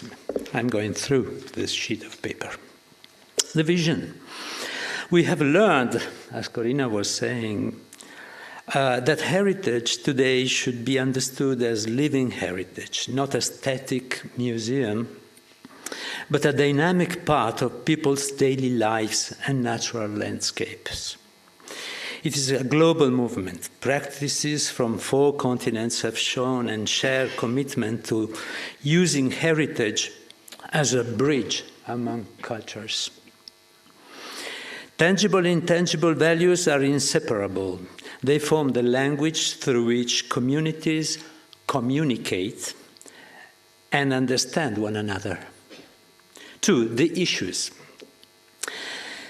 We also saw the fragility of this balance. Tourism, while capable of enhancing heritage, can easily become a threat when it lacks responsibility and awareness. This is what many have called the tourism paradox. In several cases, operational hurdles from geopolitical tensions to fragile infrastructures make even the best ideas difficult to implement. And across all regions, one problem persists: the instability of resources, both financial and human resources. 3, the strategy. In response, these strategic directions have emerged. First, ethical approach and innovation. We must innovate without eroding cultural or environmental integrity. Second, peace building. Heritage work increasingly demands coordination, dedicated studies, and targeted resources to turn cultural dialogue into a foundation of peace. And third, data-driven action. Only through systematic research can we understand local phenomena and design sustainable and innovative solutions. 4, and the last one point, the basis. Finally, the foundation of everything we do remains education. Educating young people and training professionals is not an accessory, it is the condition for every successful initiative. Equally essential is the dialogue with communities. Without the participation and trust of local actors, no heritage project can endure. And here I stop, and I give the last word to our friend and member of the committee, Giorgio von Arx. Thank you, Duccio. In conclusion, this officina was not only a testing ground, but also a collective learning journey, as my colleague just said. It has provided us with evidence, ideas, and a clearer sense of direction for future editions. Our next step is to consolidate these insights into a more refined model, one that will continue to connect people, cultures, and landscapes in the shared pursuit of peace through heritage. And it's also for this that we warmly recommend you to share with us in the next weeks and months opinions, reviews, comments about how to improve this new format that we experimented this year. Because this is not just the end of the World in Florence format. This is the beginning of a new journey named Officine. Thank you.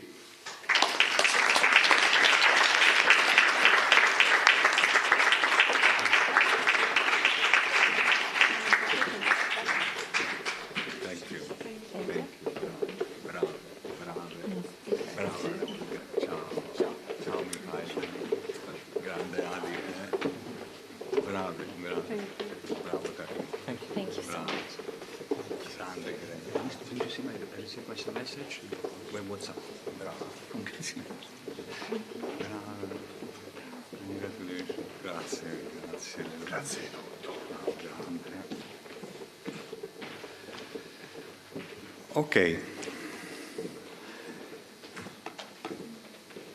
Now, before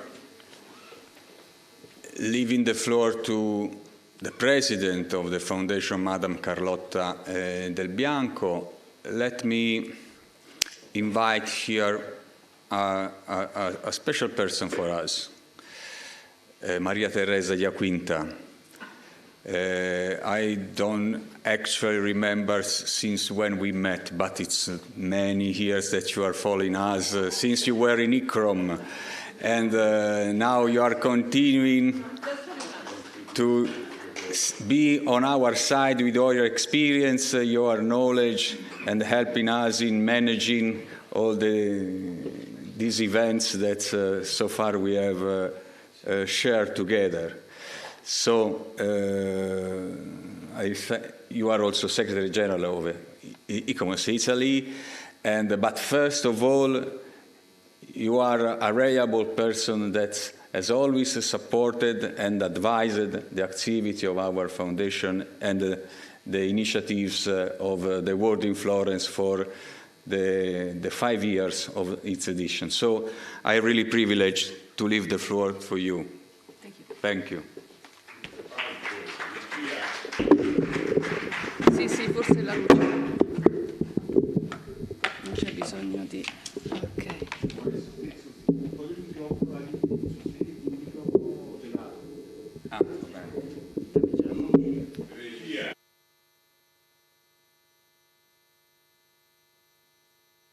Ancora il gelato. Can you hear me? Ok. Lo so, più di questo. Così è perfetto, va bene? Ok, va bene. Actually, I don't know if I'm talking on behalf of something, on behalf of myself. I think I have probably with some friends of ours too many hats. But what is important is the really, I would say, the common thing is that in whatever position I've been having, official of ICROM, Secretary General of ICOMOS Italy, Vice President of the Committee for Education and Training in ICOMOS, whatever, I've been always linked to the foundation. The foundation has been sort of, Foundation Romualdo Del Bianco has been a sort of a common point of my career path. But in any case, today I'm talking as I would say as a Secretary General of ICOMOS Italy. Also because probably we don't understand, or at least we got the impression that most of the people that are here coming for the first time, probably they don't understand why we are here. And I think it's something that is very important for us. The Fondazione Romualdo Del Bianco has been for years and years close by to all our work. And so is with deep respect and genuine warmth that on behalf of ICOMOS Italy, now I'm becoming institutional, I wish to acknowledge the remarkable mission carried forward by the Foundation. A mission that for more than 25 years has built bridges between culture, profession, communities through the living experience of cultural heritage. Born from the world of hospitality and daily practice, the Foundation has created something rare and precious, a bridge between theory and life, between preservation of heritage and the encounter among people. and as we could see also in these few days. In this way, it complements the work of institutions, university, communities, and professionals, bridging them together in a shared space of dialogue, empathy, and learning. Most probably, in other occasions, other institutions, wouldn't be possible to hear the variety of contribution that we had in these days. Today, the Romualdo Del Bianco Foundation is not only an institutional member of ICOMOS, which is, but also a place where many of our individual members find home for their ideas and initiatives. This dual belonging reflects a long and meaningful friendship, a partnership rooted in shared values and common vision of heritage as a living human force. Among the international scientific committees of ICOMOS, the Foundation has offered an especially important contribution to the Committee of Theory and Philosophy of Conservation and Restoration, inspired by its profound friendship with Professor Andrzej Tomaszewski, that has been also my Director General at ICRO. Through this relationship, the Foundation brought ICOMOS a kind of knowledge that comes from practice, a lived theory, one that unites ethics, experience, and dialogue. Over the years, from the first presentation of the Life Beyond Tourism model, and we remember that, to the joint declaration of building peace through heritage and the recent symposium of the ICOMOS International Scientific Committee on Cultural Roots held in Florence and Ravello, our paths have continued to intersect. Each of these moments has reaffirmed a shared conviction that heritage is not only to be protected, but to be lived, shared and passed on through education, hospitality, and the daily practice of peace. For ICOMOS Italy, this collaboration is not only valuable, it is essential, and I think should be for every one of us. It reminds that hospitality is, in itself, a form of conservation, a way of caring both people and places, grounded in respect and the reciprocity. And this we have been also discussing yesterday in our table. And perhaps today this relationship points to something even greater, the emergence of a new language of cultural heritage, within a new culture of dialogue. A language that and a culture that include all those who take part in the life of heritage, institution, professional, travelers, educators, hosts, and citizen, recognizing that each has something to offer in the shared act of understanding and care. A language that transforms diversity into a connection and dialogue into a practice of peace. This is the vision that unites us. To make heritage not a static legacy, but a living grammar of coexistence, a new culture of dialogue expressed through hospitality, education, and shared responsibility. In this shared spirit, ICOMOS Italy reaffirms its readiness to continue and expand this collaboration in service of the culture of dialogue at the heart of UNESCO Constitution. Thank you.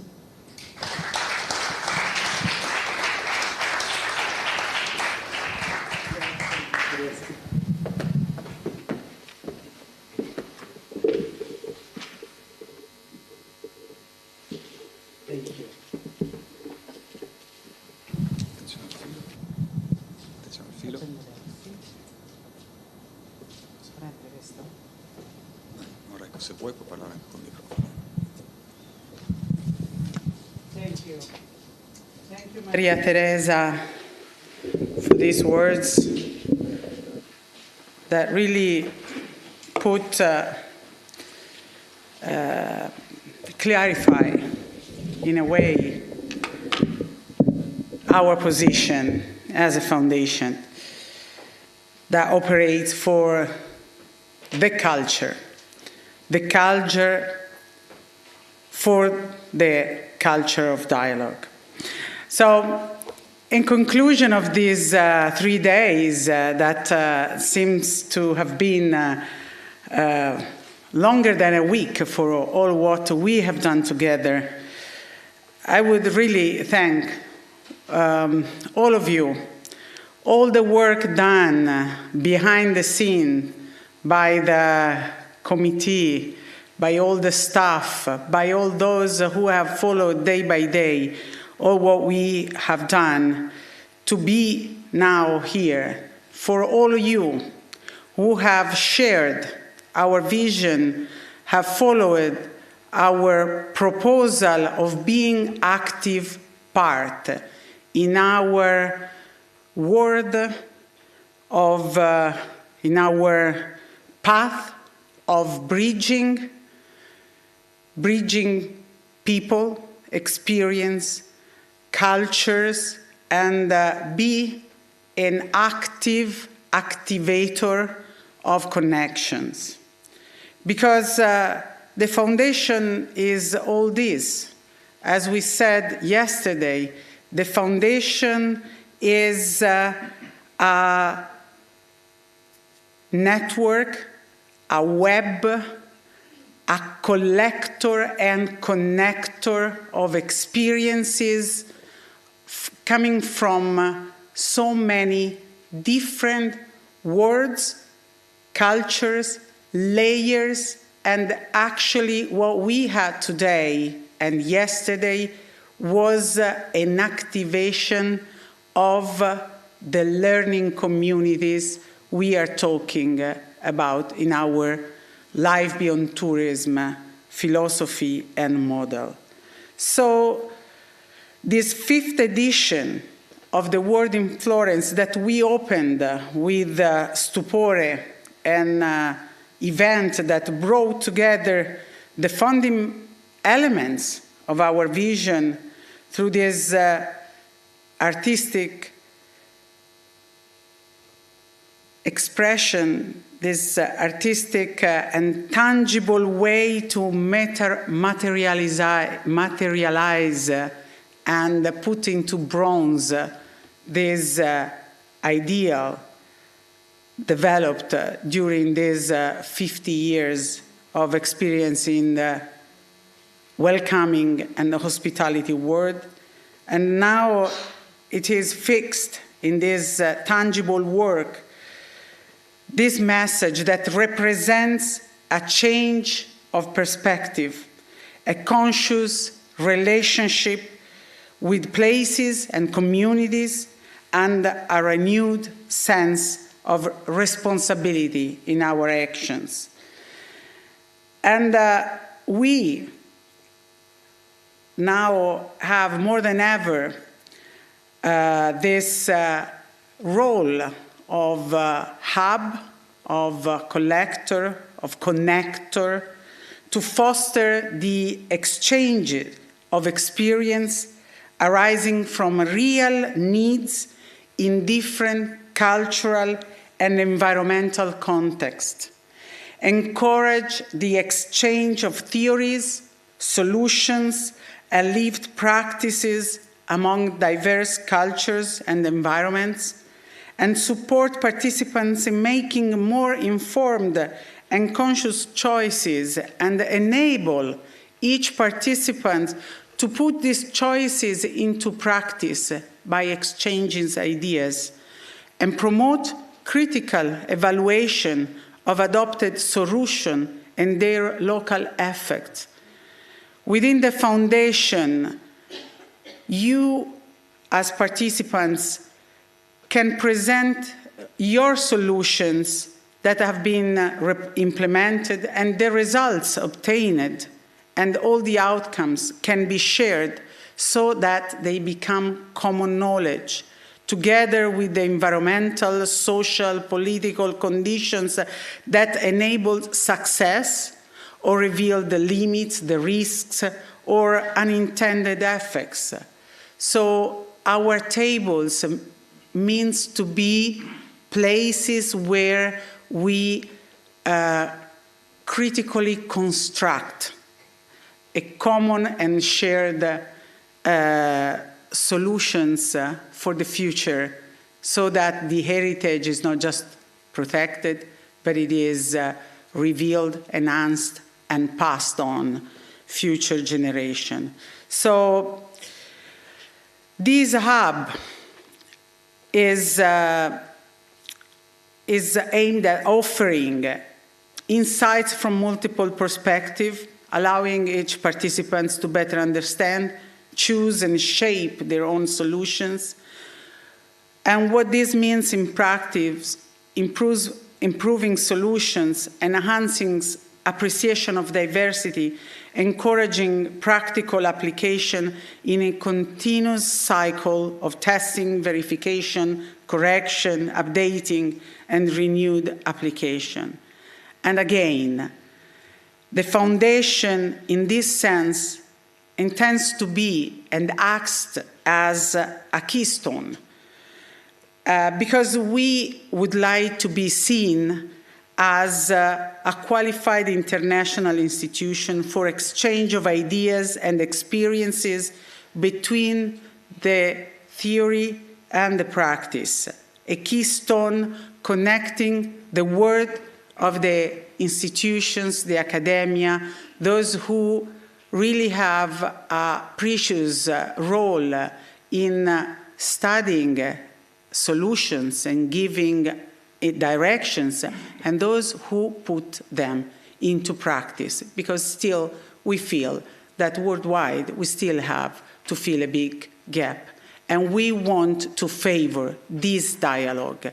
And in this, the foundation is aside all the institutions, and thank Maria Teresa for what you said, because of course our being aside institutions such as ICOMOS, International Scientific Committees, and many other international organizations, is supposed to be in this direction, in this way, because our competencies lays in the ground of the organizational world.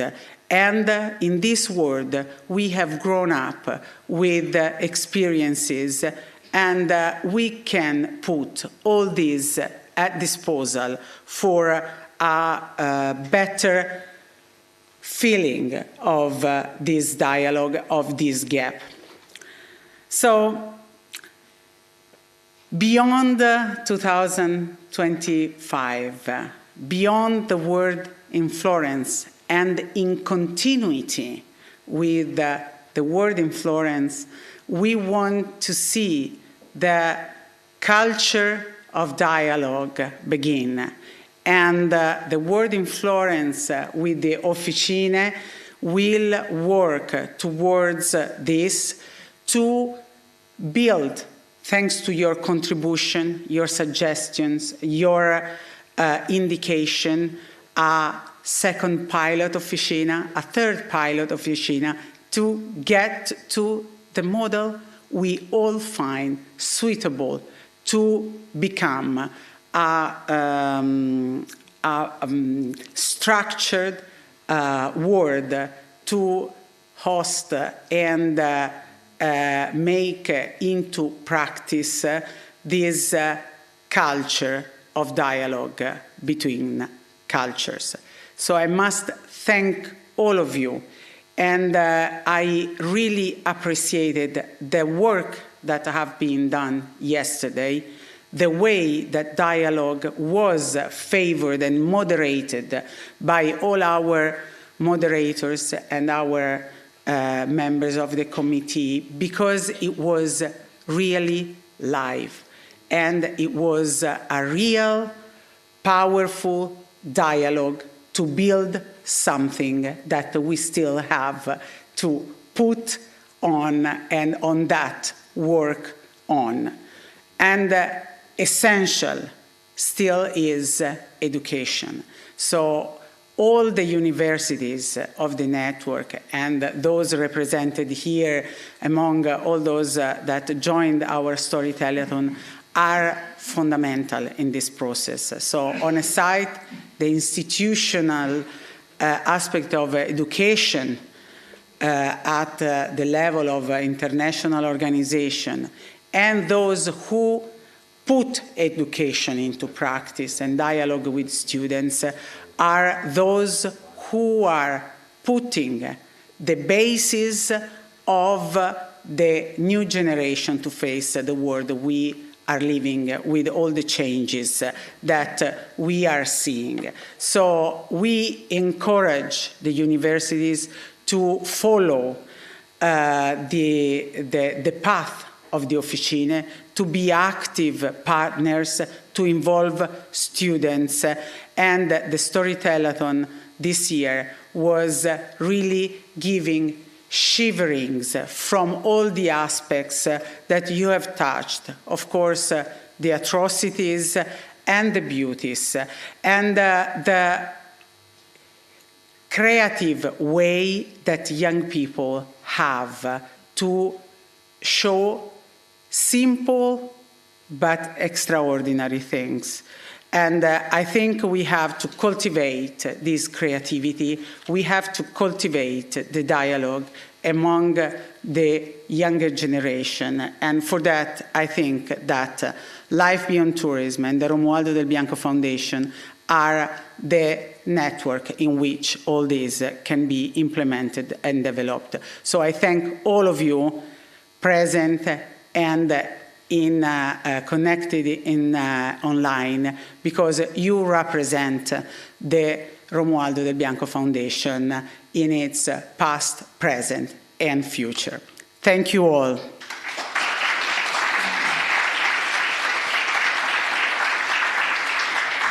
Accendiamo le luci.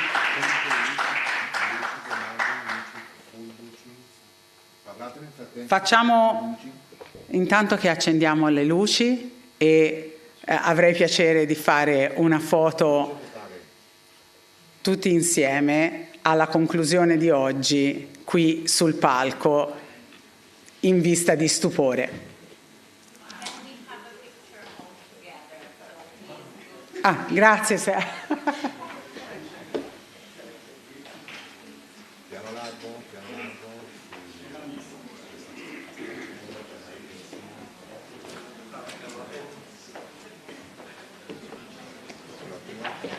Il buio è tremendo. È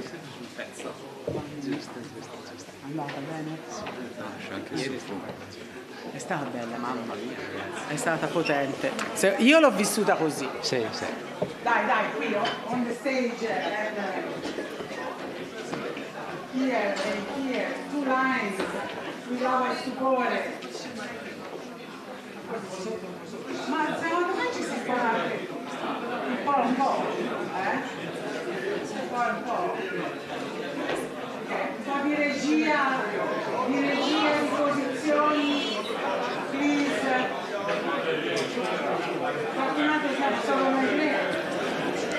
Giorgia in regia, Giorgia.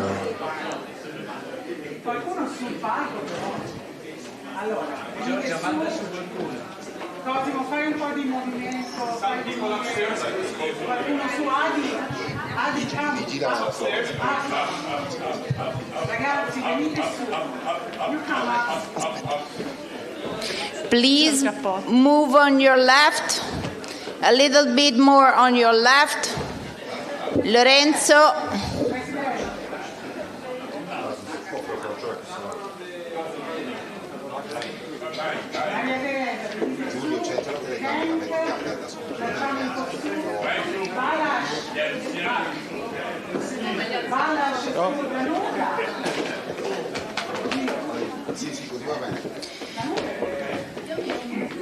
Please, the person that are on the left side downstairs, if you can move on the right side, please.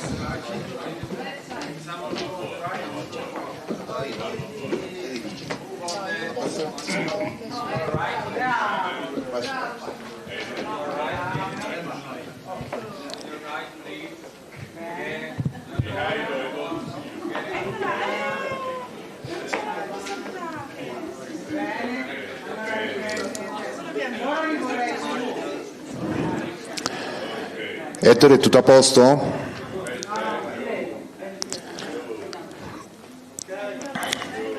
Please, all the people looking at the photographer, please silence, a big smile to the photo. 3, 2, 1. One more, please. Be quiet and look at the photograph, please. And big smile. 3, 2, 1, 0. With the hands, taking with the hands, all the people, with your hands, hand in the hand, mano nella mano, hand in the hand, please.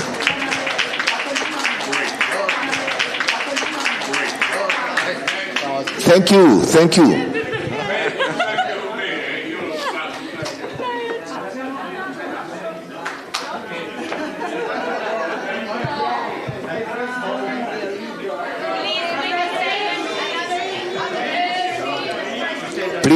Please, with Paolo, one more picture with Paolo Del Bianco. Please return to your positions. Looking at the camera, please. Big smile, looking at the camera, at the photographer. Big smile. 3, 2, more, excuse me, one more. 3, 2, 1, 0.